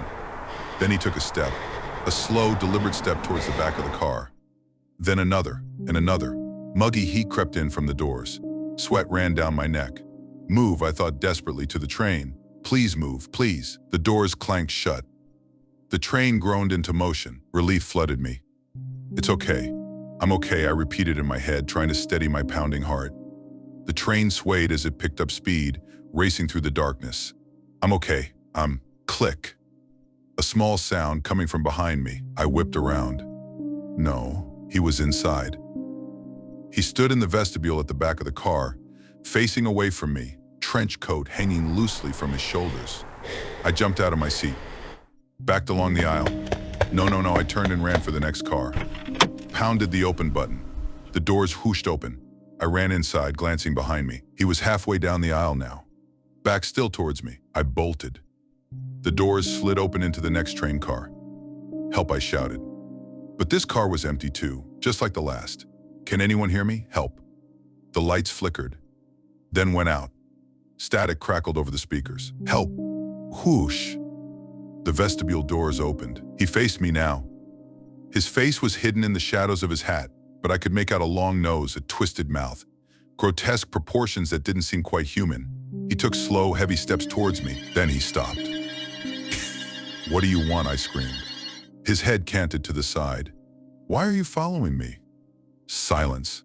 Silence stretched out between us. It felt like minutes, but it must have been longer because the train was soon groaning to a stop. Now arriving in Trenton, New Jersey, the doors hissed open. I ran out onto the platform, shaking, crying. When I got down to the parking lot, I glanced back. The lights were back on in the train, and in the window I saw his figure standing in the aisle. Then the train pulled away and there was only silence. I didn't hear about the crash until the next day. The train derailed between Newark Penn Station and New York. A mangled mess of fire, metal, wire, twisted and fused to the rails. The train was empty, however. The only casualty was the conductor, and no man in a trench coat was ever found. Weeks passed, but I couldn't shake the feeling of dread. Every time I boarded a train, I found myself glancing over my shoulder, half expecting to see him again.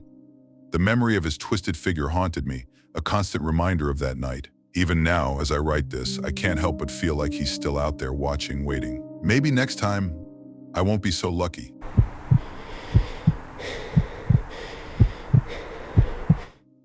Elle's heart pounded as she faced the man in the red bowler hat. Another night shift at the station, or so she thought. His complaint turned into a surreal nightmare. His face flushed a terrifying shade of red, buttons snapping off his shirt. Then, without warning, he exploded, a shower of blood splattering across the floor. This wasn't a normal outburst, it was a literal explosion. Elle worked the night shift at a train station that catered to unusual destinations. Most passengers were strange, but they didn't usually explode. The station itself was an enigma, only visible to those who knew it existed. Despite the bizarre occurrences, Elle had become desensitized. The station's peculiarities had numbed her to the horrors she witnessed nightly. Tonight was no different, or so she believed. As the man exploded, Elle hit the security button under her desk, summoning Atlas, the night security guard. Atlas arrived, his long, dark hair pulled into a messy bun. He was unperturbed by the gore. They had seen worse. But then something even stranger happened. The blood and organs began to move, coalescing into a towering mass. The man reformed, naked and furious, his eyes wild with rage. Atlas acted quickly, injecting the man with a tranquilizer. He collapsed, reverting to his original size. Where was he headed? Atlas asked. Coeur d'Alene Hill via Monsoon Valley, Elle replied. Atlas hauled the comatose man onto his shoulder, remarking on the time-sensitive nature of his journey. Just as Atlas left, a woman in a floor-length tweed coat approached. She was different, calm, composed, and her eyes, they were a mesmerizing marbled yellow. How can I help? Elle asked, attempting to put on her best customer service face. A single to Meander Place, please. No return. Meander Place wasn't a destination Elle was often asked for tickets to. It sat on the barely used Epstar line, which was mostly used by the more intimidating passengers. That'll be PS 29.50, please, Elle responded, trying to maintain her composure. I'm afraid I don't have that. I spent the last of my money in that delightful pub across the street. We're going to have to come up with another method of payment. Elle held in a sigh. The station sat opposite an unusual, traditional-looking old pub called the Pickled Gnome, which seemed to be a popular stop for her passengers before their journeys. I'm sorry, we don't offer payment plans or alternative methods here. You don't understand, do you? The woman made eye contact with Elle, freezing her in place. Her eyes were an incredible marbled yellow with flecks of green. This is a transaction between you and I, not a faceless company you represent, Elfida. Elle's blood ran cold. No one, not her employer nor even the few people she considered friends, knew her full name. She managed to break her trance-like fixation on the woman to check her badge. As expected, it said, Elle, who are you? Interesting. You don't want to know how I know your name, you want to know who I am. You have a habit of asking all the wrong questions, don't you? What are you talking about? Ha, see again. Another useless question. I suppose as I know your name, it's only fair you know mine. Agnes Copper. Haven't you ever wondered why you're here? She placed the small, scruffy-looking dog on the floor and extended a frail, skeletal hand toward the booth. Hand shaking, Elle pressed the security button hard, eliciting a wry smile from Agnes. That's not going to work, Elfida. I'm glad I have your attention, though. If that weren't the case, you'd have noticed the clock you've been watching for the past few hours stop. She was right. The clock had stopped. And Elle hadn't noticed. She gulped. She'd dealt with some incredibly unusual passengers, but none of them had ever rendered her security button useless, or known her full name. What do you want? The dog barked, making Elle jump. Agnes shushed him before continuing. That's a better question, dear. Although you already know the answer. I want a ticket to Meander Place. The question is, what do you want? Elle took a moment to try and comprehend her question at all. Agnes spoke with a glee that made her deeply uncomfortable. In the short term, Elle wanted Agnes Copper gone and to forget about her yellow eyes. Come on, Elfida. There must be something. Please stop calling me that. My name is Elle, she spoke with quiet defiance. Agnes smiled, enjoying her agitation. Oh, am I getting somewhere? Now, why would a pretty girl like you hate a pretty name like that so much? Elle felt a pang in her stomach. She hadn't thought about her life with that name for a long time. Life before Irene disappeared. It's personal. I know, dear. I think you're aware I already know the answer. Her eyes lit up, and she licked her puckered, wrinkled lips as Elle shuddered at her words. You're wondering now if I know where she is, aren't you? Of course Elle wondered. Who wouldn't?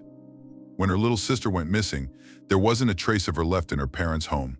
She was only 8 years old, and one morning she just wasn't in the house. They never found a stitch of evidence. That was enough to drive her parents to alcoholism, abuse, and eventually divorce. It sucked to be the sister left behind in the shitstorm. 10 years old, and Elle had to roll her mother over to stop her from choking on her own vomit. She put up with 8 years of that before fleeing to university, shortening her name and never going back home. Do you know where she is? Agnes laughed an evil cackle, sinister enough to make every bone in Elle's body vibrate. She felt weak, like all the wind had been knocked out of her. Tears fell against her will. She hadn't thought about Irene in so long. Are you a gambler, Elfida? Agnes asked, ignoring her question entirely. I've never considered myself to be a betting woman, Elle answered, her voice shaking audibly. Well, I think it's time you start. If you print me a single ticket to Meander Place, I will give you a clue. What a wonderful thing. A little piece of hope. The clue could lead to that little girl you seek, or it might not. After years of no answers, isn't it worth the risk? For the minimal cost of a PS29.50 ticket. If the clue is useless, what are the consequences? A better question. Finally, you've got it. Shame we're almost out of time. My train leaves in a few minutes and I'm not too quick on my feet. Make a decision, Elfida. I think you know I'm getting on that train either way. Elle hated arrogant customers. She made a point of ensuring she did her job properly, no matter what crazy things were going down in the station. But Agnes made a compelling case. She may have looked old and frail, but she froze the air in the space around her. Elle wasn't confident she'd even get close to stopping her from boarding that train. How could she let the opportunity to find Irene slip away? Elle printed the ticket. One way to Meander Place on the Epstar line. Agnes continued to frantically lick her lips as the machine made the printing noise. Her mouth moved like a snake. It terrified Ellie. As she handed it to her through the slot, Agnes reached into her pocket and pulled out a tiny red box, only large enough for small pieces of jewelry, replacing the paper slip with it. Thank you, Elfida. I hope you find what you're looking for. Agnes winked a reptilian yellow eye and shuffled away from the booth towards the platform entrance. Elle sat there for a few minutes, staring at the box, then back at the clock that continued ticking the moment Agnes was out of sight. She searched for her on the platform security cam that faced her inside the booth, but she'd vanished. No trace. Just like Irene. Elle stroked the box, unsure if she even wanted to know what was inside while simultaneously desperate to see the contents. Elle. Monsoon Valley just called. The guy had the same argument with them. Popped all over again. The guard there is having a total crisis. Thank fuck we're rid of that shit. Right, Atlas interrupted her deep and brooding thought. Elle shoved the box into her pocket as quickly as she could and looked up, blinking away any residual tears from her interaction with Agnes. Hey, sounds like a blast, she joked, managing a chuckle from Atlas. We'll have to tell Nikki about it when she's done with Platform 9. Yeah, I'm gonna go ahead and check on her anyway. The Epstar line just blasted through there. Never know what unsavory characters might be about. Atlas spoke seriously, but Elle struggled to take him so. He always seemed impervious to the strangeness that surrounded them, and her recent meeting had cut through her apathetic disposition. She was relieved when he wandered off, giving her a chance to breathe. After a few moments collecting herself, Elle finally gathered the strength to reach into her pocket and open the red box. When she saw the contents, she almost flung them and the box to the floor and ran. Inside was a finger, a small, severed finger. The nail was painted pink, with splotches on the skin.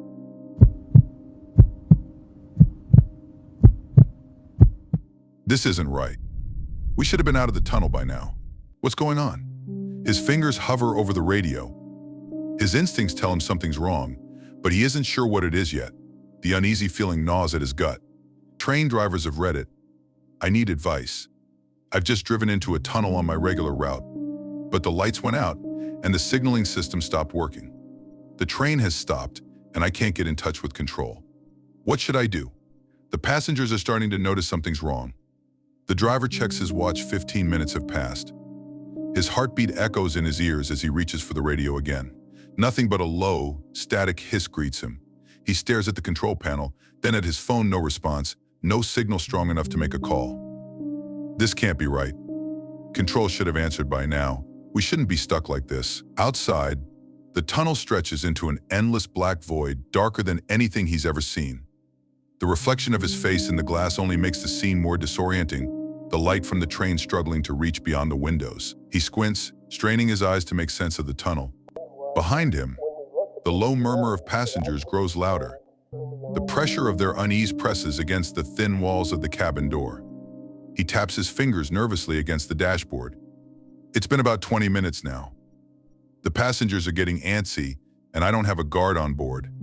I've tried calling control and even tried a few personal numbers. But I'm not getting any responses. It's like something's cut us off. Any advice would be helpful. I need to keep the passengers calm. Another half hour passes and the anxiety inside the train is becoming palpable. The driver glances back through the narrow window in his cabin door. Passengers are on their feet now, pacing the aisles, their voices louder. Someone presses the emergency alarm, the piercing sound filling the air. I have to do something.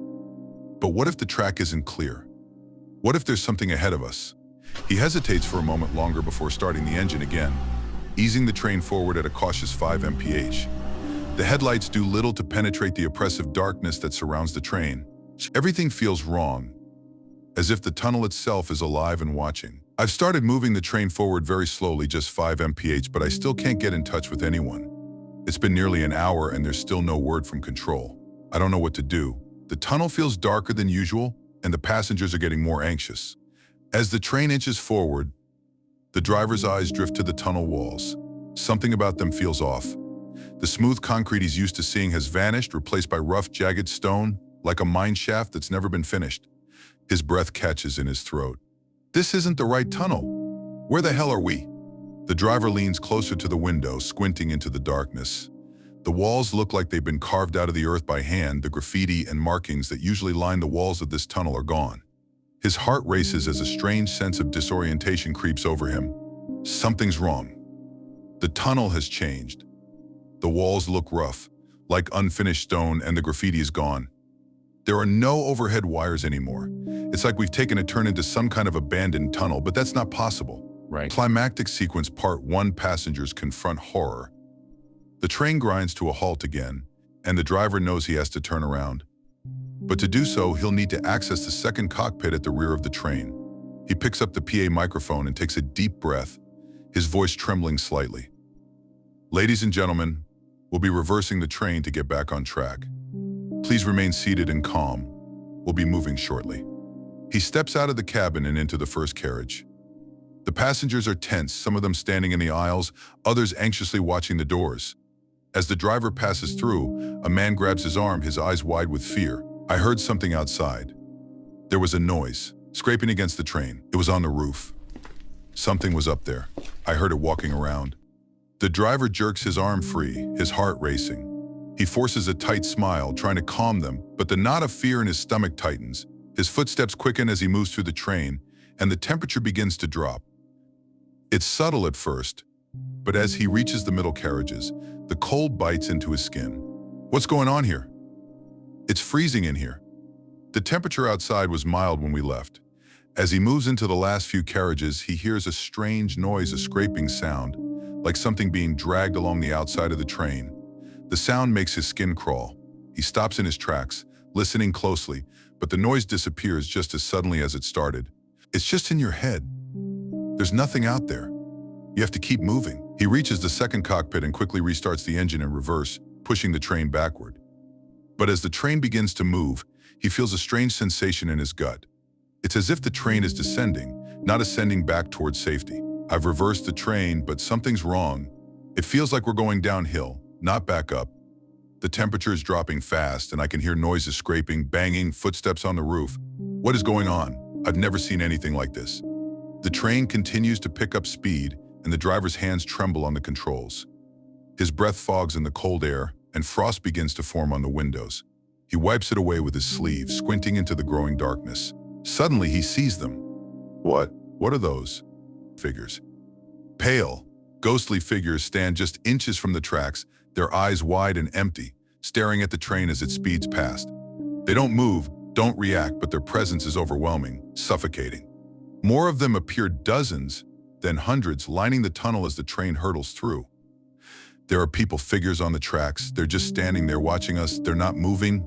I don't know who they are or how they got here, but we can't stop. I have to get us out of this tunnel.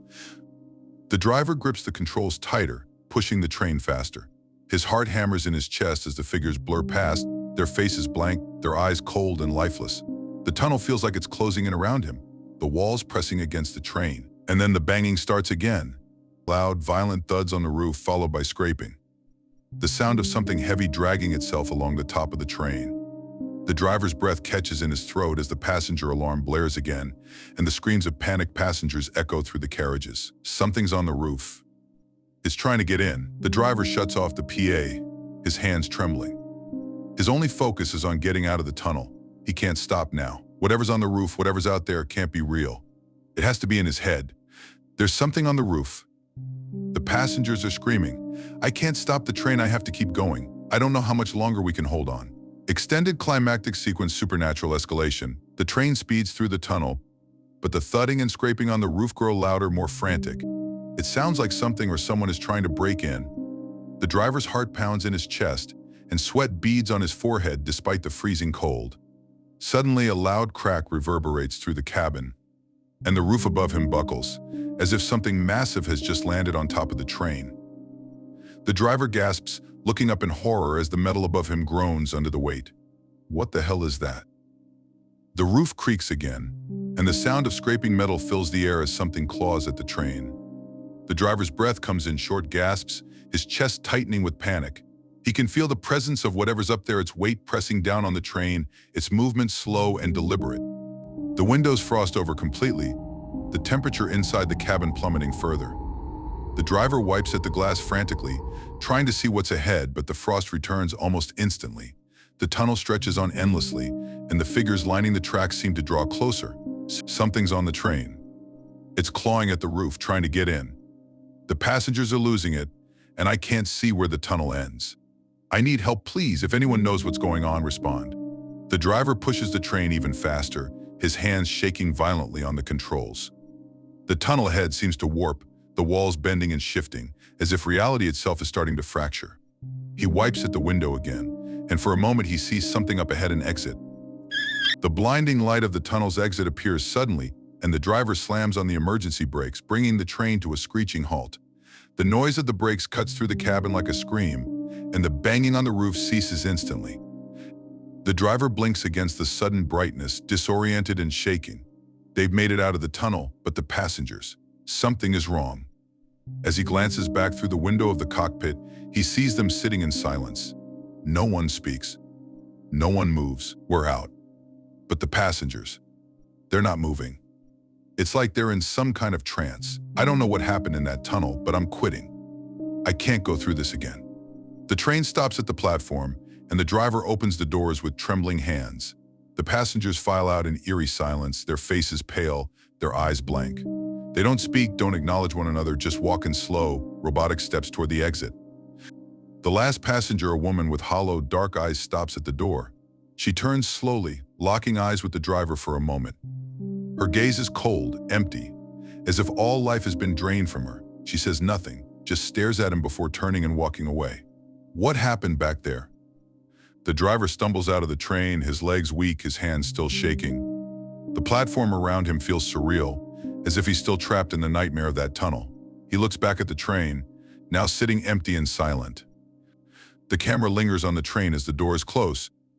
The final shot pans to the tunnel entrance, now shrouded in darkness once again, waiting for its next victim.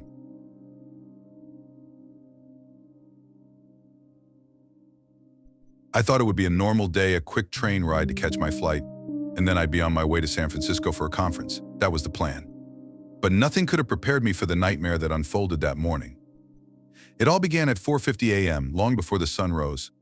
I stood alone at the train station, clutching my phone, the screen glowing faintly in the dim light. I checked maps again, as if refreshing the page would somehow make the train appear sooner. I could feel the cold creeping in, seeping through my jacket, and wrapping around me like an unwelcome embrace. There was no one else around except for a few scattered strangers. A young college girl huddled in a thick hoodie, a mother holding the hand of her sleepy child, and a businessman tapping impatiently at his phone.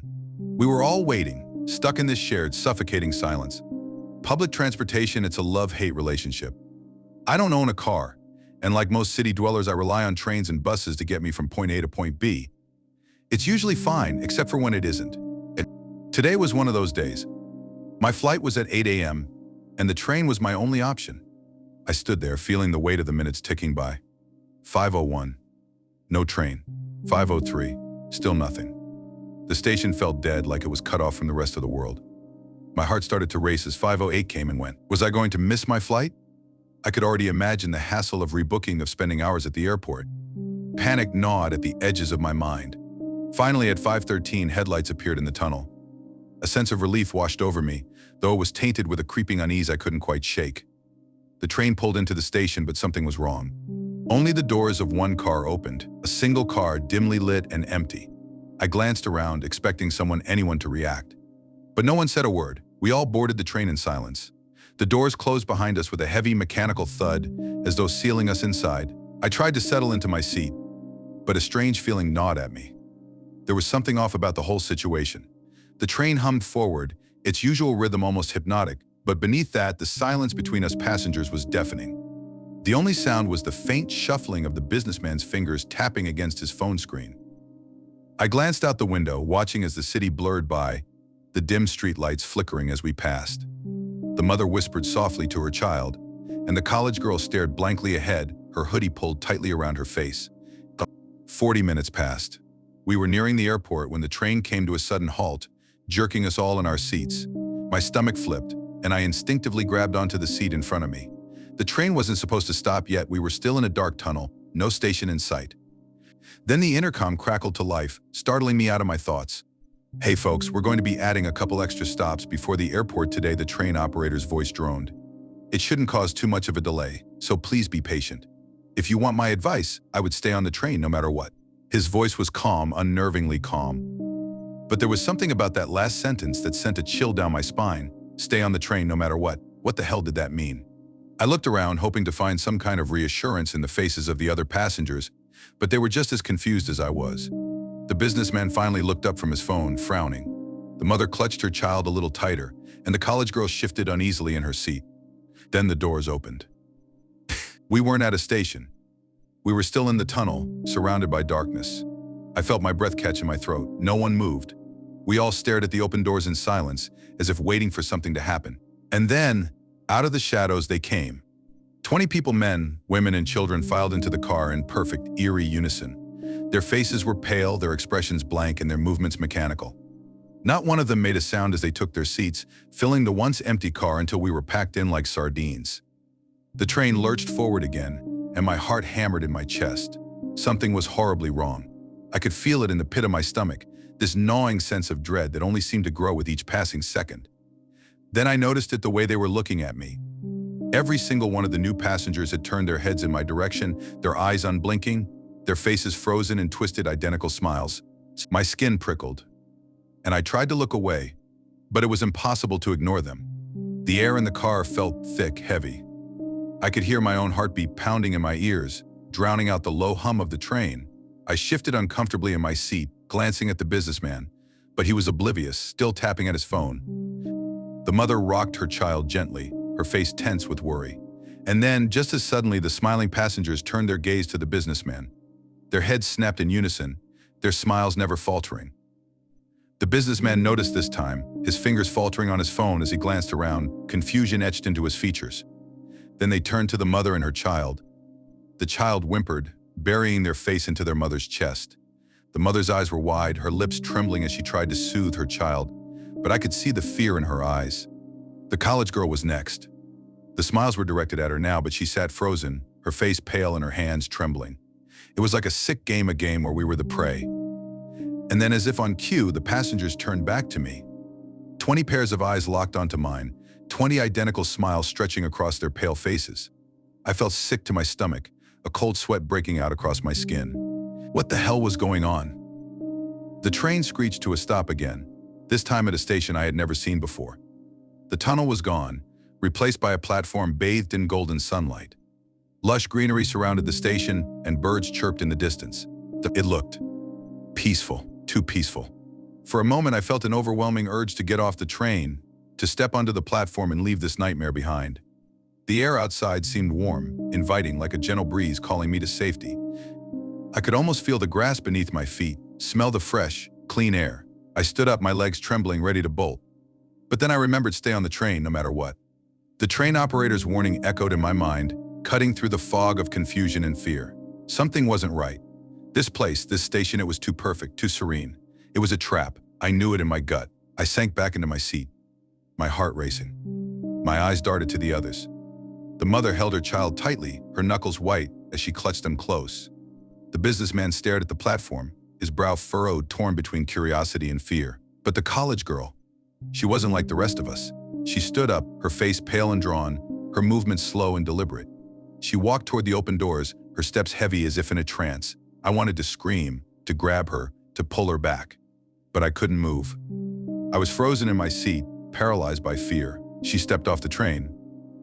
The moment her foot touched the platform, she stopped. Slowly, she turned around, her eyes locking onto mine. And then she smiled that same twisted, sick smile. My heart stopped. She was one of them now. The 20 strange passengers stood up in unison, filing out of the train in a single, orderly line. They lined up perfectly on the platform, their faces blank, their eyes empty, but their smiles. Those smiles would haunt me forever. The college girl stood among them, her expression vacant, her body stiff, as if she were no longer in control. The doors closed, sealing us inside once again. I pressed my face against the window, watching as the passengers waved at us in perfect synchronization. They didn't speak. They didn't move. They just stood there, smiling and waving, as the train pulled away from the station. It felt like an eternity before we reached the airport. The tension in the car was unbearable. The businessman and I exchanged nervous glances, but neither of us said a word. The mother held her child close, her face pale and tight with fear. When the train finally stopped at the airport, I stumbled out of the car, my legs shaking. The platform was packed with travelers, bustling with life, noise, and normalcy. But nothing felt normal anymore. The mother and her child disappeared into the crowd without a word. The businessman lingered for a moment, his eyes meeting mine. We didn't speak, but the look we shared was enough. We both knew that something terrible had happened. Now, here I am in San Francisco, trying to focus on my conference, but all I can think about is the train. The eerie passengers, the college girl's transformation, the sickening smiles. I keep replaying that moment when I almost stepped off the train. What would have happened if I had? Would I have ended up like the others? Standing on the platform, smiling, waving? There's one thing I know for sure: I'm never taking the train again. And maybe, just maybe, neither should you.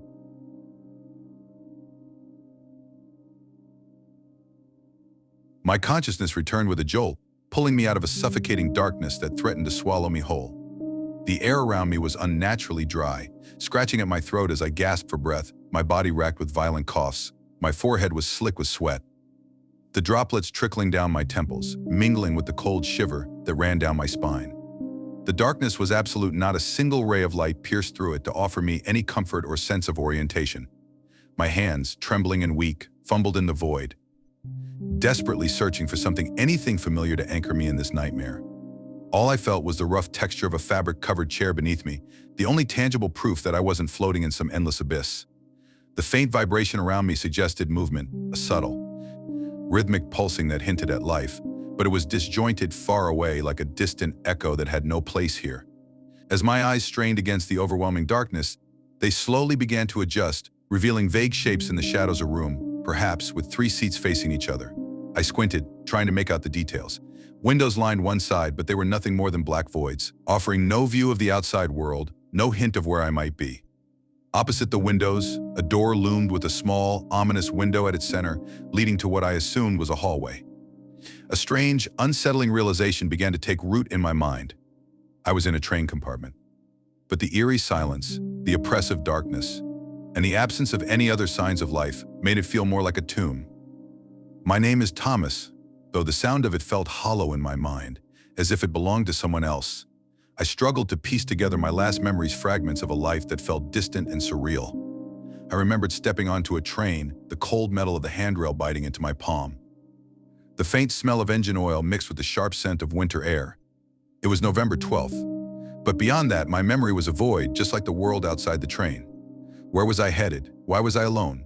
My thoughts spiraled into confusion, the fear gnawing at my gut. My legs, shaky and weak, as if they hadn't been used in days, refused to support me. I gritted my teeth, forcing myself to stand, leaning heavily against the wall for support. The effort was monumental, every movement a battle against the weakness that clung to me like a shroud. I reached into my pockets, hoping to find something that would anchor me to reality, to pull me out of this nightmare. My fingers brushed against the smooth surface of my phone, but it was dead, its screen as lifeless as the world around me. My wallet was still there. But when I pulled out the ticket, it was nothing more than a piece of paper with strange, illegible scribbles. It made no sense, just like everything else. Panic threatened to overwhelm me, but I pushed it down, focusing on the task at hand, finding out where I was, and more importantly, how to get out of here. The train continued its steady, almost hypnotic motion, but the world outside was wrong, completely and utterly wrong. I pressed my face against the cold glass of the window, hoping for a glimpse of the world beyond, but all I saw was an endless void, a yawning chasm of nothingness that seemed to stretch on forever. It was as if the train was hurtling through an empty universe, detached from reality itself. I turned away, the sight too disturbing to process, and stumbled into the hallway, the narrow space suffocating in its silence. I approached the next compartment, hoping to find anyone who could explain what was happening. The door was locked, but through the small window I could see vague shapes, silhouettes of people sitting eerily still in their seats. Relief flooded through me, they were alive. But as I knocked on the door, calling out to them with my barely audible voice, a cold dread began to seep into my bones. The figures didn't move. They didn't acknowledge my presence. I pounded harder, desperation creeping into my voice, but it was as if I didn't exist. Panic rose in my chest as I moved from compartment to compartment, each one revealing the same disturbing scene: people, frozen in time, unresponsive to my frantic pleas. It was as if they were trapped in their own world, completely cut off from mine. The train turned slightly on its tracks, enough to send me crashing to the floor. I lay there, my body trembling, my mind racing with thoughts of what could possibly be happening. I tried to scream for help, but my voice was barely a whisper, lost in the vast emptiness. The last compartment door creaked open slowly, almost as if inviting me in, and I dragged myself to my feet, fear gnawing at my insides. "Hello? Can anyone hear me?" My voice shook as I stepped inside, the darkness closing in around me like a suffocating blanket. The figures in the compartment were shrouded in shadows, their faces indistinct, their bodies unnaturally still. But then I noticed that none of them were breathing. A wave of nausea hit me as the horrible realization sank in. Dead. They were all dead. The thought struck me like a hammer, leaving me breathless and paralyzed with fear. I bent down next to the closest figure, a man whose face was hidden in the shadows, and shook him gently. Nothing. No response. My trembling fingers searched for a pulse. But there was none. The stillness of death surrounded me, suffocating in its finality. Just as I was about to collapse in despair, a small beep shattered the silence, making me jump to my feet. I looked down to see a digital watch on the man's wrist, blinking with a soft light. It was alerting him that an hour had passed. My heart raced as I checked the date displayed on the screen: November 29th. 17 days. I had been asleep on this moving train for more than 2 weeks, completely unaware of the passage of time. Panic gripped me as I checked the other passengers, my hands shaking uncontrollably. They were all the same, dead, their eyes wide open, staring into nothingness. Yet there was something terribly wrong. There was no smell of decay. No signs of decomposition. It was as if time had stopped for them. I backed away, my mind reeling with fear and confusion. How could this be? How could they be dead, yet so preserved? My thoughts were interrupted by a sudden, horrifying sight: the woman in the closest seat. Her elegant dress, a stark contrast to her lifeless body, blinked. I froze, my breath caught in my throat. Her eyes moved slowly and deliberately, as if she were watching me. But she was dead. I knew she was dead. I checked her pulse again, frantically pressing my fingers against her cold skin. But there was nothing. Yet her eyes continued to blink, almost as if they were trying to communicate some unspoken terror. I looked around, and to my absolute horror, the other passengers were blinking too. A sickening wave of dread washed over me as I stumbled back, tripping over my own feet in my haste to get away. The compartment door swung open with a loud creak, as if mocking my desperate attempts to escape. I shot out of the compartment, slamming the door behind me. But it wouldn't latch, it remained slightly ajar, a constant reminder of the horrors I had just witnessed. I staggered into the next train car, my mind a whirl of terror and confusion. This car was different, no compartments, just rows upon rows of seats split by a central passage. But every seat was occupied by the same lifeless, blinking passengers, their eyes following me as I passed. The silence was unbearable, punctuated only by the soft rustle of my clothing and the distant hum of the train. My breath came in ragged gasps as I pushed through the car, my legs barely able to carry me. I had to get to the front, to the locomotive. Someone had to be there, someone who could explain this nightmare. I must have passed through 15 or more cars, each filled with the same terrifying scene: rows of dead passengers, each one more disturbing than the last. Just as I was about to collapse from exhaustion, I was suddenly shoved to the ground by a blinding light. My heart raced as I tried to scramble to my feet, but a voice stopped me dead in my tracks. "Stay the fuck down." The voice was deep, authoritative, but tinged with a fear that mirrored my own. As my eyes adjusted to the light, I saw him, a man, tall and imposing, dressed in a police uniform. His face was a mask of grim determination, but there was a flicker of something else in his eyes: fear. He helped me to my feet, his grip strong and reassuring, yet his eyes constantly darted around, as if expecting an attack at any moment. "Wait, you're not dead?" he asked, his voice filled with disbelief. I could only nod, my voice lost to the terror that gripped me. "The name's John Hendricks," he said, offering me a hand. I shook it weakly, the shock still holding me in its icy grip. "And we better get out of here before these bastards wake up again." His words sent a shiver down my spine. "Wake up," I stammered, my voice barely a whisper. "Yeah, they're not exactly dead. It's like they're in hibernation waiting for something." As he spoke, I noticed his gaze shift to something behind me, his expression hardening. "Fuck, I was too slow," he muttered, almost to himself. I turned, and the sight that met my eyes nearly made me collapse in terror. The passengers, all of them, were slowly turning their heads to face us. Their eyes wide and unblinking, fixed on us with a terrifying intensity. "We need to get out of here," now John shouted, grabbing my arm and dragging me into the next compartment. We barely made it inside before the door slammed shut behind us, the lock clicking into place with a sickening finality. The compartment we found ourselves in was different, far nicer, as if reserved for first-class passengers.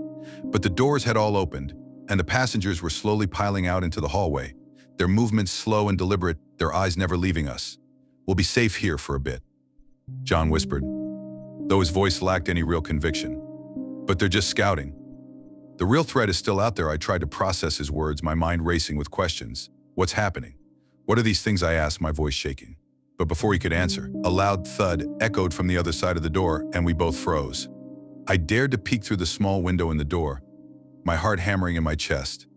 The passengers had collapsed, lying motionless on the floor, as if someone had pulled the plug on them. But the door at the end of the car had swung open, and a tall, obsidian black creature slithered inside, its tendrils exploring the surroundings with eerie precision. It was vaguely humanoid, but its body was a twisted mass of tendrils and stumps that moved with a sickening fluidity. No eyes, no face, just a monstrous presence that filled the space with a suffocating dread. John lifted a finger to his lips, signaling for absolute silence. Sweat poured down his face as the creature approached our door, its tendrils probing the cracks, seeping through the small gaps like dark, slimy fingers. "God damn it," John whispered, barely audible. Then, in a move that caught me completely off guard, he stood up and kicked the door with all his strength, breaking it off its hinges. The creature barely reacted, but the sudden movement gave us enough room to bolt past it. John pushed me through the narrow gap, his grip tight and unyielding. But as he tried to follow, the creature's tendrils latched onto him, wrapping around his leg and pulling him back. "Run," he yelled, his voice filled with agony. I ran, my mind screaming at me to turn back, to help him. But my body wouldn't listen. I ran through the endless cars, the void outside pressing in on me, the creature's presence always just a step behind. I didn't stop until I reached the locomotive, my breath coming in ragged gasps, my body on the verge of collapse. But when I got there, I was met with the final, crushing blow. There was no one there, no conductor, no controls, just an empty space that mirrored the void outside. The train kept moving, an unstoppable force hurtling through the abyss, with no destination, no end in sight. I collapsed to the ground, my mind shattered, unable to comprehend the horror of what I had just witnessed. The blinking eyes, the endless darkness, the creature it all haunted my every thought, every breath. As I sat there in the dark, waiting for the train to stop, I knew deep down that it never would. The void outside seemed to press in on me, a black hole of despair, pulling me into its depths. Then, the door behind me creaked open, and I heard it, the soft, chilling rustle of tendrils sliding along the floor, closer and closer. My heart stopped, my body frozen in place, as I realized with a sickening certainty that the creature had found me. The darkness was complete, the void absolute. There was no escape, no hope. Just the endless journey into the unknown.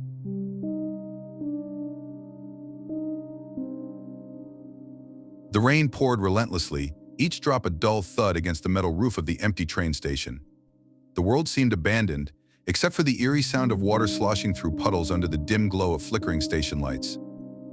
Midnight was only minutes away, and I could feel the heavy air pressing down on me, chilling me to the bone. I've always been careful, always checking things twice, making sure everything was in place. But tonight, something was different. Maybe it was the exhaustion, maybe it was something more. My shift had dragged on longer than expected, the unfamiliar streets of the town had confused me, and now I was soaked from the rain. All I wanted was to be home. But that small mistake, boarding a train without thinking, would soon lead me to a place I could never have imagined. I had been working late again, and the new town's confusing layout only added to my stress. By the time I reached the train station, the last train was already there, waiting in the shadows. I didn't stop to check the schedule or even glance at the platform number. I just wanted to escape the rain, to feel the warmth of home. The train's interior was strange antique, almost too old to be in service. Leather seats, dimly flickering lights, and the faint smell of dust and decay filled the air. I didn't stop to think. Maybe they saved these old trains for the last rides of the night. That was my first thought. Tiredness clouded my judgment, and I dismissed the odd feeling growing inside me. But I should have listened to my instincts. This was no ordinary train. I didn't have much time to think before I noticed the conductor. He appeared silently, as if materializing out of the shadows. His uniform was old-fashioned royal blue, like something from a different era. His face was unremarkable, so unremarkable, in fact, that I couldn't quite recall his features, even as I looked at him. Something about him feels wrong, I thought, but I forced myself to smile out of habit. "Welcome, ma'am," he greeted me, his voice dripping with formality. No one called me ma'am, not in my daily life. The word sounded strange, almost alien. I nodded in response, feeling the growing discomfort in the pit of my stomach. "Do you need to check my ticket?" I asked, reaching for the crumpled slip of paper in my jacket pocket. But the conductor only smiled, his eyes gleaming in the low light. "I will check it when you leave," he said calmly, an answer that immediately raised alarms in my mind. Train conductors always check tickets at the start of the journey, never at the end. I followed him down the narrow corridor, the train moving faster than it should. The windows were sealed shut, offering no view of the outside world. I clenched my hands around the straps of my bag, trying to quell the unease building within me. He stopped outside a compartment door and gestured for me to enter. "Compartment 3 for you, ma'am," he said, and I nodded, stepping inside. But before I could sit down, something caught my eye. In the reflection of the glass window, I saw us both. But the man standing behind me wasn't the same conductor who had greeted me. His face had changed. His eyes were sunken, glowing an unnatural red in pitch-black sockets. His smile was impossibly wide, revealing rows of shark-like teeth that gleamed in the dim light. His skin looked leathery, stretched too tight across his skull, as if it was barely holding back something monstrous. I froze. My breath caught in my throat, and for a moment, I felt like I was going to faint. But somehow I found the strength to turn around, my heart hammering in my chest.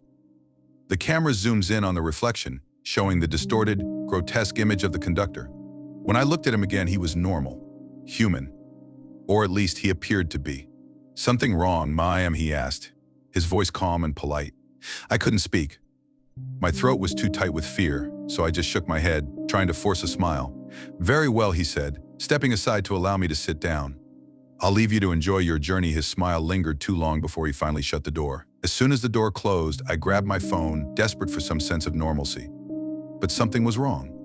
10 minutes had passed since the train had departed, and we should have arrived at the first station by now. But when I looked outside, there was nothing. No lights, no towns, just endless, impenetrable darkness. That's when I noticed the crumpled piece of paper on the bed. It hadn't been there when I first entered.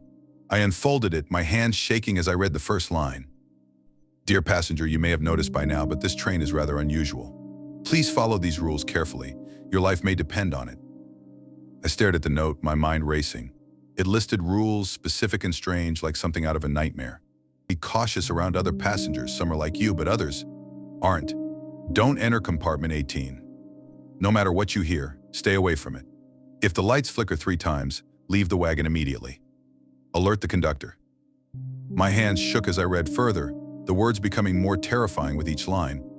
The rules seemed absurd, impossible, but after what I'd seen after the reflection of the conductor, I couldn't dismiss them. I stuffed the paper into my pocket and sat down on the small bed, clutching my phone like a lifeline. I tried to rationalize what was happening. Maybe it's just a prank. Maybe someone is messing with me, I thought. But deep down, I knew better. And I heard it. The sound of claws scraping against wood fills the air, sharp and piercing. Something was scratching at my compartment door. I froze, my heart pounding in my ears as the sound grew louder. The rules had warned me about this. Ignore it. Don't make a sound. But it was impossible. The scratching became frantic, as if whatever was on the other side was trying to tear the door open. Then came the knocking. Hard, desperate knocks. "Let me in," a voice cried from the other side. "Please let me in. They're going to kill me." My throat closed in fear. The voice sounded so real, so pained, but I remembered the rule. I couldn't open the door. "Go away," I shouted, my voice shaking. But the voice continued, pleading, begging for mercy. "Please, they're coming. They'll kill me. Please." I squeezed my eyes shut, tears streaming down my face. I wanted to help, but I couldn't. "Go away," I screamed again. But this time, my voice cracked with fear. The door rattled, as if something was clawing at it from the outside. And then it stopped. I held my breath, waiting, terrified of what might happen next. Slowly, the door creaked open, and a figure stepped inside. He stood in the doorway, his pale eyes glinting in the dim light. "You assisted my hunt tonight," he said in a gravelly voice. I nodded, too scared to speak. "When the time comes, I will assist yours." And with that, he turned and left, leaving me trembling in the middle of the room. Hours passed. The sun had risen, but outside the train, there was nothing but darkness. The train kept moving, faster than ever, but no stations appeared. No towns, just the endless void. I followed the rules. I had no choice. I memorized each one, knowing that my survival depended on them. My phone still had no signal, and the darkness outside only deepened my sense of isolation. I called work, pretending to be sick, hoping that I could buy myself some time. But deep down, I knew the truth. I wasn't sure if I would ever make it home. The train kept moving, and I had no idea where it was taking me, or if it would ever stop. The rules had saved me once, but I knew there were more dangers ahead. The scratching, the pleading voice, it was only the beginning. Something worse was coming. I could feel it. I don't know if I'll survive this, but I have no choice. I'll keep you updated, if I can.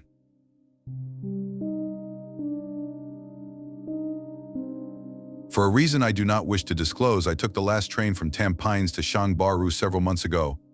It was a midnight train, and so despite the fact that Tampines is an interchange station, it was relatively empty.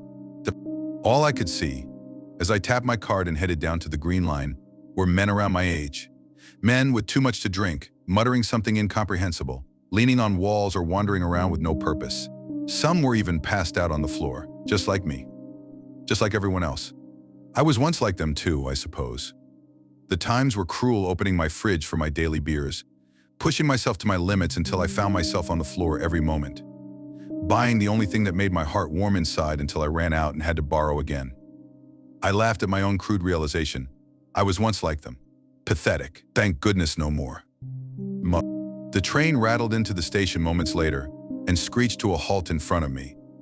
I was the only one on the platform and the only one on the train. The silence was thick and heavy, and I heard only my own signs of life and the life of the machines around me. Clinking and clanking and rattling and the beating of a heart. I wasn't used to being out this late. The city was half asleep. Black shapes were whisking by outside, bent wildly out of proportion, barely lit up by dimming street lights and what was left of the moon. A few of the lights in the resident flats were still turned on, dim shadows of its occupants winding down for the night, but for the most part the streets were empty. You would think Singapore, a country known for its vibrancy and culture, was secretly dead inside. I yawned. The train rushed on, humming a lullaby to me. My eyes were closing. It would be quite some time before we would reach Shangbaru. By my estimates, it would take me at least half an hour. I let the train rock me into sleep, my favorite music thudding into my ears. I woke up when my music stopped. I wondered if we were there yet, but I couldn't tell by the screen. The display was a wild jumble of letters and numbers that were jumping everywhere. The train leaned slightly against a black wall oozing with mold. We had long gone into some sort of tunnel. The windows and doors opened into a grainy darkness, like the static you would see on an old television screen. I scratched my head.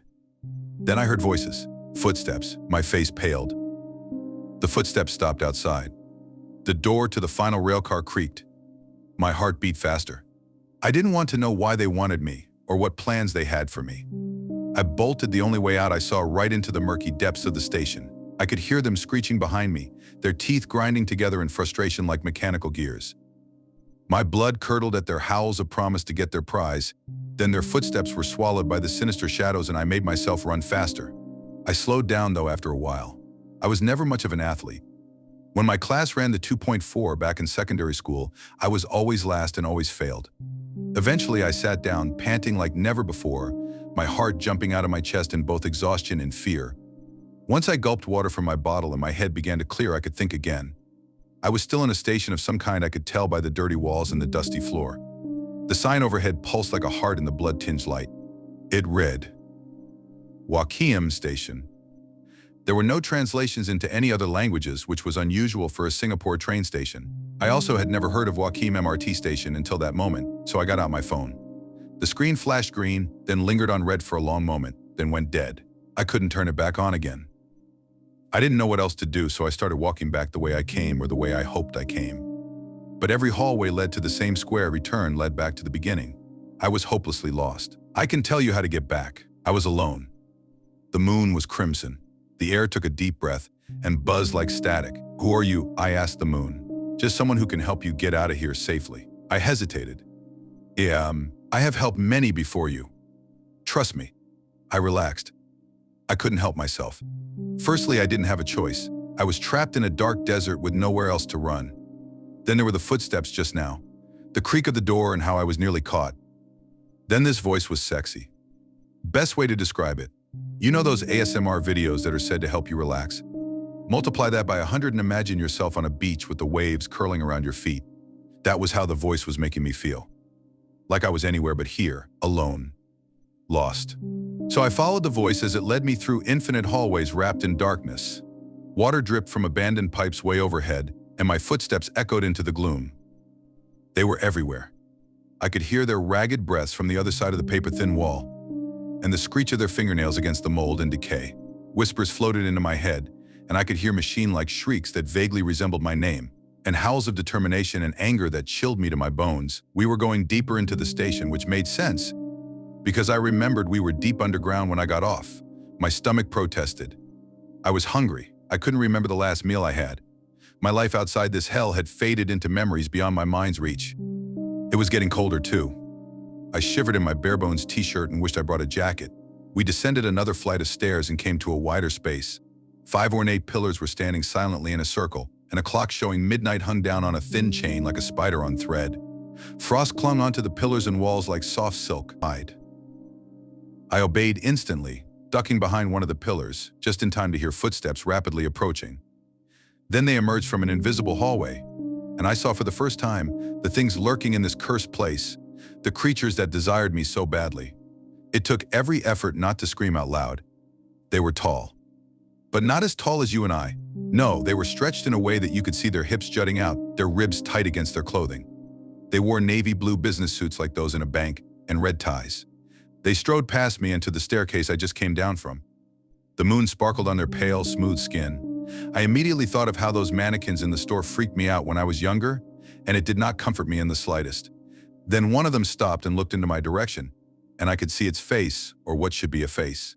He had no eyes, no nose, not even a mouth, just a blank canvas of skin. I was paralyzed as he stared quizzically at me and started towards the pillar I was hiding behind. But his companion tugged on his sleeve, and the two of them continued on their way and disappeared up the stairs. The moment they were gone, I breathed a sigh of relief and collapsed against the pillar. Everything was spinning. My heart was still screaming and thrashing against my ribs. I was hungry, thirsty, tired, and alone. I didn't think I could stand any more of this. "I want to go home," I sobbed to the heavens. "And you will." A water cooler shimmered into view under the clock. The metal was rusty, but the machine hummed. "This is for you. Drink." Liquid gold erupted from the tap in a rainbow and disappeared down the drain. I gulped. I had committed myself to a vow of sobriety. Ever since that day when everything crumbled into ashes and I had forced myself back into rehab, I eyed the fountain. I shouldn't drink. I can't drink. I pulled out my water bottle instead, but all the water had somehow vanished. "What are you waiting for? Drink." My throat was a dry desert screaming for water. I bent over and drank. It tasted like honey. Food for the gods. I realized I shouldn't have hesitated. What for? Everything was provided for me here. Even then, a part of me felt guilty for breaking my promise. I quickly dismissed it. The next floor below looked very cozy. It was full of makeshift beds and sleeping bags tossed everywhere, and there was a bowl of fruit in the middle. Staring at the fruit was a man in a suit. He wasn't moving. "Hey, rest up. We will be there soon." He still was staring at the fruit when I slid next to him, watching the light dance off it like a flickering candle flame. "Did you drink from the fountain just now?" Something about his question made me freeze.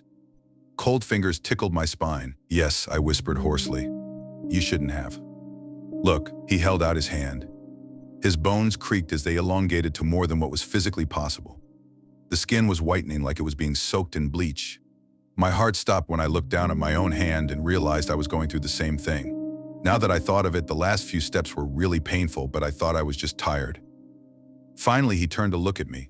He started speaking rapidly, as the ghastly skin swallowed what was left of his eyes, his nose, his hair.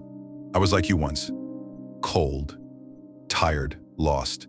I wandered around until this sexy voice offered me a way out, and I followed her every command, like a sheep. Stupid, so stupid. And now, I didn't hear the last of it, for the latex closed around what was left of his mouth and his hand shot around my throat. I struggled. I was seeing stars. There was that mechanical grinding sound, like gears against each other. With the last of my strength, I took an apple from the bowl and hurled it at him. It clunked against his forehead, and he released me with a screech. "Don't you want to be here forever?" Ignore it, ignore it. I was running like a headless chicken, darting around hallways and going up and down stairs.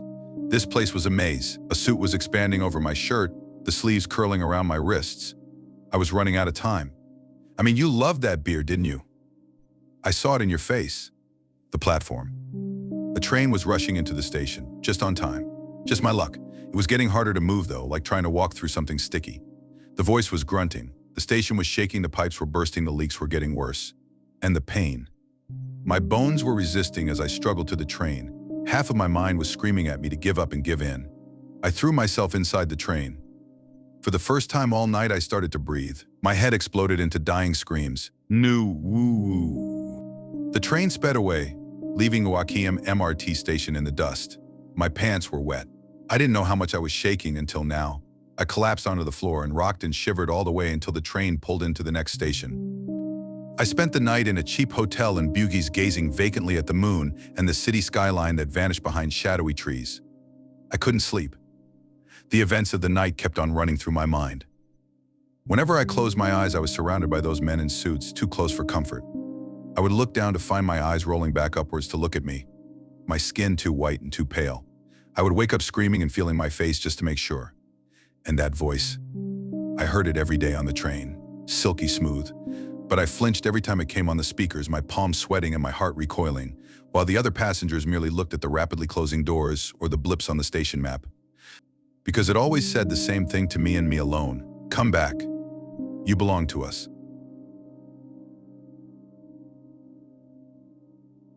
I thought this new job would be a step up, easier even.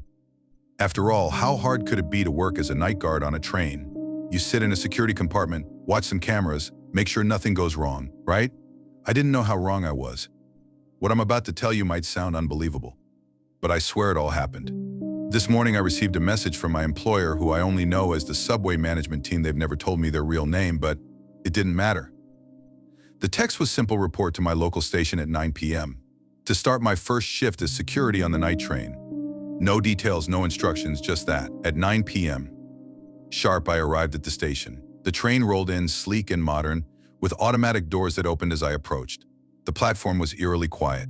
6 compartments, I thought. I had been assigned to the second one from the front, designated as the security compartment. The first thing that struck me was the silence. There were no passengers milling about, no hustle and bustle like you'd expect. It was just me and the train. I stepped inside and quickly made my way to my compartment. It looked different from the others. The regular compartments had seating areas with 4 seats facing each other and stairs leading to upper and lower levels, just like a regular city bus. But the security compartment? It was small and enclosed, with a camera feed showing the other compartments and a desk with drawers. One of the drawers held a set of keys. Another held what looked like a standard issue knife. Then I noticed a piece of paper sitting on the desk. It was a list of rules. At first I thought they were the usual safety guidelines or operational procedures. But as I started reading, my heart began to race. These weren't normal rules. They were instructions for survival. All passengers must be escorted off the train at Station 6. The train will stop for exactly 5 minutes. Check all 4 carriages and ensure that every passenger has left the train. I nodded to myself. That seemed easy enough. But then I got to the second rule. After the train leaves Station 6, return to the security compartment immediately. If the doors begin to close and you're still outside, run. Run as fast as you can and don't stop until you're inside and have locked the door. Why would I need to run? What was going to happen after Station 6? I shook my head, trying to brush it off, but the uneasy feeling in my chest only grew as I read the next rule. If you hear people talking in compartment 4, stay inside the security compartment. Check the camera feed. If you see people sitting in compartment 4, disable the automatic doors between compartments 3 and 4 immediately. Do this before they notice the camera. If they glance at the camera, they've noticed you. Disable the doors? Why? What happens if they notice me? If the people in compartment 4 start approaching compartment 3, retrieve the knife from the drawer and stab them before they reach compartment 3. I froze, staring at the words on the paper. This couldn't be real. Was this some kind of sick joke? Stabbing passengers? But the rules kept going, each one more disturbing than the last. Once you've seen the people in compartment 4, you must make rounds every 15 minutes until the train loops back to your starting station. I swallowed hard and kept reading. If you see anyone board the train during your rounds, hide. Do not hide in the security compartment. Find a place where they can't find you. They'll give up at the next stop and leave the train. If you hear hysterical laughter during your rounds, turn off the lights in that compartment, but do not disable the travel doors. The rules continued to get weirder. If you see what's making the laughing sound, leave the compartment immediately and disable the doors behind you. The creature may try to trick you by disappearing, but don't let it fool you. I couldn't believe what I was reading. Creatures? Hysterical laughter? What kind of job had I signed up for? The train had started moving and we were approaching Station 6. I could feel the tension building in my chest as we slowed down. The rules said I had to make sure all passengers left the train, but when I looked around, there was no one. I checked all 4 compartments, just like the rules instructed, and not a single person was on board. It was unsettling, to say the least. As we pulled into Station 6, I glanced at the platform.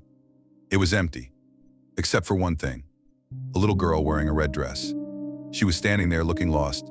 She seemed innocent enough, but then I remembered one of the later rules. You may see a young girl in a red dress. Ignore her. Do not speak to her. Do not look at her directly. I kept my head down, trying not to stare, but she didn't move. The doors stayed open for the full 5 minutes, but she never got on the train. She just stood there watching. I felt a chill crawl up my spine as the doors finally closed, and the train started moving again. The train had started moving, and we were approaching Station 6. I could feel the tension building in my chest as we slowed down. The rules said I had to make sure all passengers left the train, but when I looked around, there was no one. I checked all 4 compartments, just like the rules instructed, and not a single person was on board. It was unsettling, to say the least. As we pulled into Station 6, I glanced at the platform. It was empty, except for one thing: a little girl wearing a red dress. She was standing there looking lost. She seemed innocent enough, but then I remembered one of the later rules. You may see a young girl in a red dress. Ignore her. Do not speak to her. Do not look at her directly. I kept my head down, trying not to stare, but she didn't move. The doors stayed open for the full 5 minutes, but she never got on the train. She just stood there watching. I felt a chill crawl up my spine as the doors finally closed and the train started moving again. I gripped the knife tightly, my heart pounding in my ears. The footsteps grew louder. They were almost at the door between compartment 3 and 4. I braced myself, preparing for what I might have to do. But then they stopped. The door didn't open. The silence was suffocating. I let out a shaky breath, hoping it was over. But that hope was short-lived. Laughter. It started quietly at first, a high-pitched giggle from somewhere behind me. I froze. I knew what the rules said about laughter. If you hear laughter, turn off the lights in that compartment. But don't disable the doors. I quickly flicked the switch, plunging the compartment into darkness. The laughter continued, louder now, echoing off the walls. I could feel something was in there with me, something wrong. I didn't wait. I bolted back to the security compartment, locking the door behind me. The laughter stopped. I was exhausted, both mentally and physically. But I had to stay alert. The rules had warned me about this stop. At station, you might see a man sitting in the security booth. Do not get off the train. If you do, he'll shoot you. You may see someone else get off and get shot. Do not interfere. Sure enough, as the train pulled into the station, there was a man sitting in the booth. He stared directly at me, his expression blank, his eyes cold. I didn't move. I didn't dare. Then, someone else got off the train. I don't know who they were or how they got on, but they walked straight toward the booth. I wanted to shout, to tell them to stop, but I couldn't. The rules said not to interfere. I watched as the man in the booth raised his gun and fired. The person dropped to the ground, lifeless. The train doors closed and we moved on, leaving the body behind. I followed every rule. I did everything I was told. But the train didn't stop. It kept moving, looping around the same stations, over and over again. I checked the camera feeds, but there were no more passengers, only empty seats. And the feeling that something was watching me.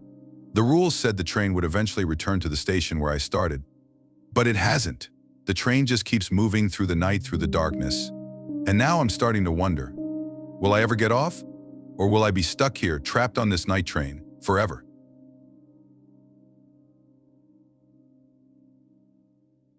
As the train began its journey, I couldn't shake the feeling that something was terribly wrong. The rules were clear, but the fear of what might happen if I broke even one of them loomed over me like a dark cloud. I kept a list of rules in my pocket, pulling it out every few minutes to reread, as if that could somehow ward off the horrors the night promised. The first few stations passed without incident. I made my rounds, walking through each compartment, peering into the empty seats, the dark windows reflecting only my anxious face. I tried to convince myself that it was just a job, strange, yes, but nothing I couldn't handle. But deep down, I knew I was lying to myself. As we approached Station 6, the train slowed and my heart began to race. This was the first real test. I checked the camera feed just as the rules instructed and saw the passengers gathering their belongings, preparing to disembark. I took a deep breath and exited the security compartment, making my way through the train to ensure everyone had left. The station was eerily quiet, the dim lights casting long, ominous shadows across the platform. I walked through each compartment, my footsteps echoing in the empty space. The passengers had all left, just as the rules said they should. But as I approached the last compartment, I felt a chill run down my spine. The hairs on the back of my neck stood on end, and for a moment I thought I heard something, a faint whisper, like a distant voice carried on the wind. I shook my head, trying to dismiss it as my imagination playing tricks on me. I hurried back to the security compartment just as the doors began to close. The train pulled away from the station, and I let out a sigh of relief. The first hurdle was over, but the night was far from over. As the train continued its journey, I couldn't shake the feeling of being watched. Every time I checked the camera feed, I half expected to see something, a shadow, a figure standing just out of sight. But there was nothing. Just empty seats and the cold, unfeeling interior of the train. Then, as we neared Station 9, something happened. The lights flickered, and for a moment the entire train was plunged into darkness. My heart skipped a beat, and I fumbled for the flashlight in my pocket. The darkness pressed in on me, thick and suffocating. I could hear my own breath, ragged and uneven, as I waited for the lights to come back on. When they did, I let out a breath I didn't realize I'd been holding. But something was different. The train felt colder, somehow. I checked the camera feed, and there was compartment 4. Occupied. 4 figures sat in the seats, their faces obscured by shadows. My hands trembled as I reached for the controls to disable the automatic doors between compartment 4 and 3, just as the rules instructed. But before I could press the button, one of them turned its head slowly, deliberately, and looked directly into the camera. My blood ran cold. They had noticed. I fumbled with the controls, finally managing to disable the doors. The figure continued to stare into the camera, its face still hidden in shadow, but I could feel its gaze piercing through the screen, as if it could see me on the other side.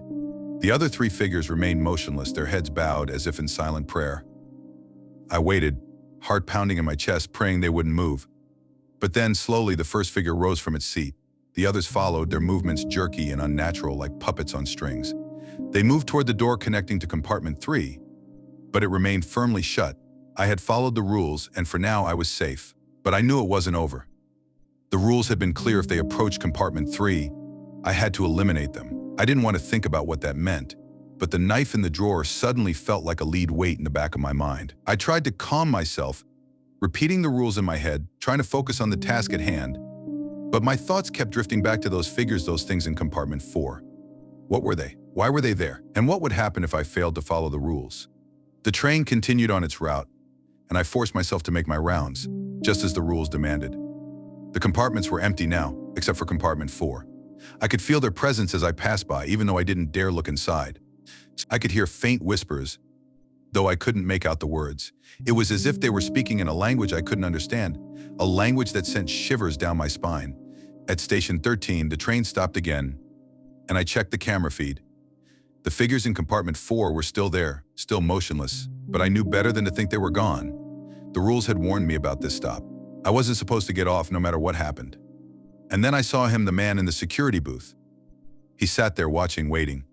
And then, out of the corner of my eye, I saw movement. A figure I hadn't noticed before, someone who hadn't been on the train, stepped off onto the platform. I held my breath as I watched. The security guard didn't hesitate. He raised his gun and fired. The figure crumpled to the ground, lifeless. The guard didn't even blink. I fought the urge to run, to scream. The train doors closed, and we were moving again, leaving the station and the dead figure behind. The rules had saved me, but they had also condemned that poor soul to death. I couldn't help but wonder, what if I had gotten off? What if that had been me? As the night wore on, I grew more and more paranoid. Every noise, every flicker of the light set my nerves on edge. The train was a prison, and I was trapped inside with something I didn't understand, something that could kill me if I made even the slightest mistake. Then, somewhere between station 13 and my starting point, the train broke down. The lights went out, the hum of the engine died, and the silence was absolute. My breath caught in my throat as I realized what this meant. The rules had warned me things would move in the dark. I could feel them, even though I couldn't see them. Shadows shifting, whispers echoing in the void. I gripped the flashlight tightly, the beam cutting through the darkness, but it felt like a futile effort. Whatever was out there wasn't something I could fight. I could only hope the train would start up again before they reached me. Minutes stretched into what felt like hours, but finally the lights flickered back to life. The train lurched forward, the engine roaring back to life. I was safe, at least for now. But as I made my way back to the security compartment, I noticed something strange. The seats in compartment 3 were different. They were stained, dark, and wet, as if something or someone had bled out there. I remembered the rules: if I saw blood, I had to clean it. But the thought of touching it, of getting close to whatever had left that stain, made my skin crawl. I retrieved the cloth from the drawer and forced myself to do it, to follow the rules. The blood was cold, sticky, and as I wiped it away, I couldn't help but feel that I was somehow disturbing something that didn't want to be disturbed. The rest of the night passed in a blur. I made my rounds, checked the cameras, followed the rules to the letter. But the fear never left me. It clung to me like a shadow, whispering doubts and fears into my ear. I knew that any mistake could be my last. When the train finally pulled back into the station where I had started, I didn't wait for it to come to a complete stop. I grabbed my things, fled the compartment, and didn't look back. As I exited the train, I could feel eyes on me, watching, waiting, but I didn't care. I was done. I had survived, for now. As I stepped out onto the platform, I received another text from the subway management team. It was brief, to the point: congratulations. You've completed your first shift. Report back tonight for the next one. My heart sank. The thought of returning, of going through that nightmare again, was unbearable. But as I looked at the message, I knew I didn't have a choice. The money was too good, the job too necessary. And deep down, some part of me needed to know, needed to understand what was really happening on that train. I would go back. I would face the train, the rules, the creatures that lurked in the shadows, but this time I would be ready. I would be prepared for whatever horrors the night would throw at me, because now I knew the truth. The train wasn't just a job. It was a test, a trial by fire, and only the strongest would survive.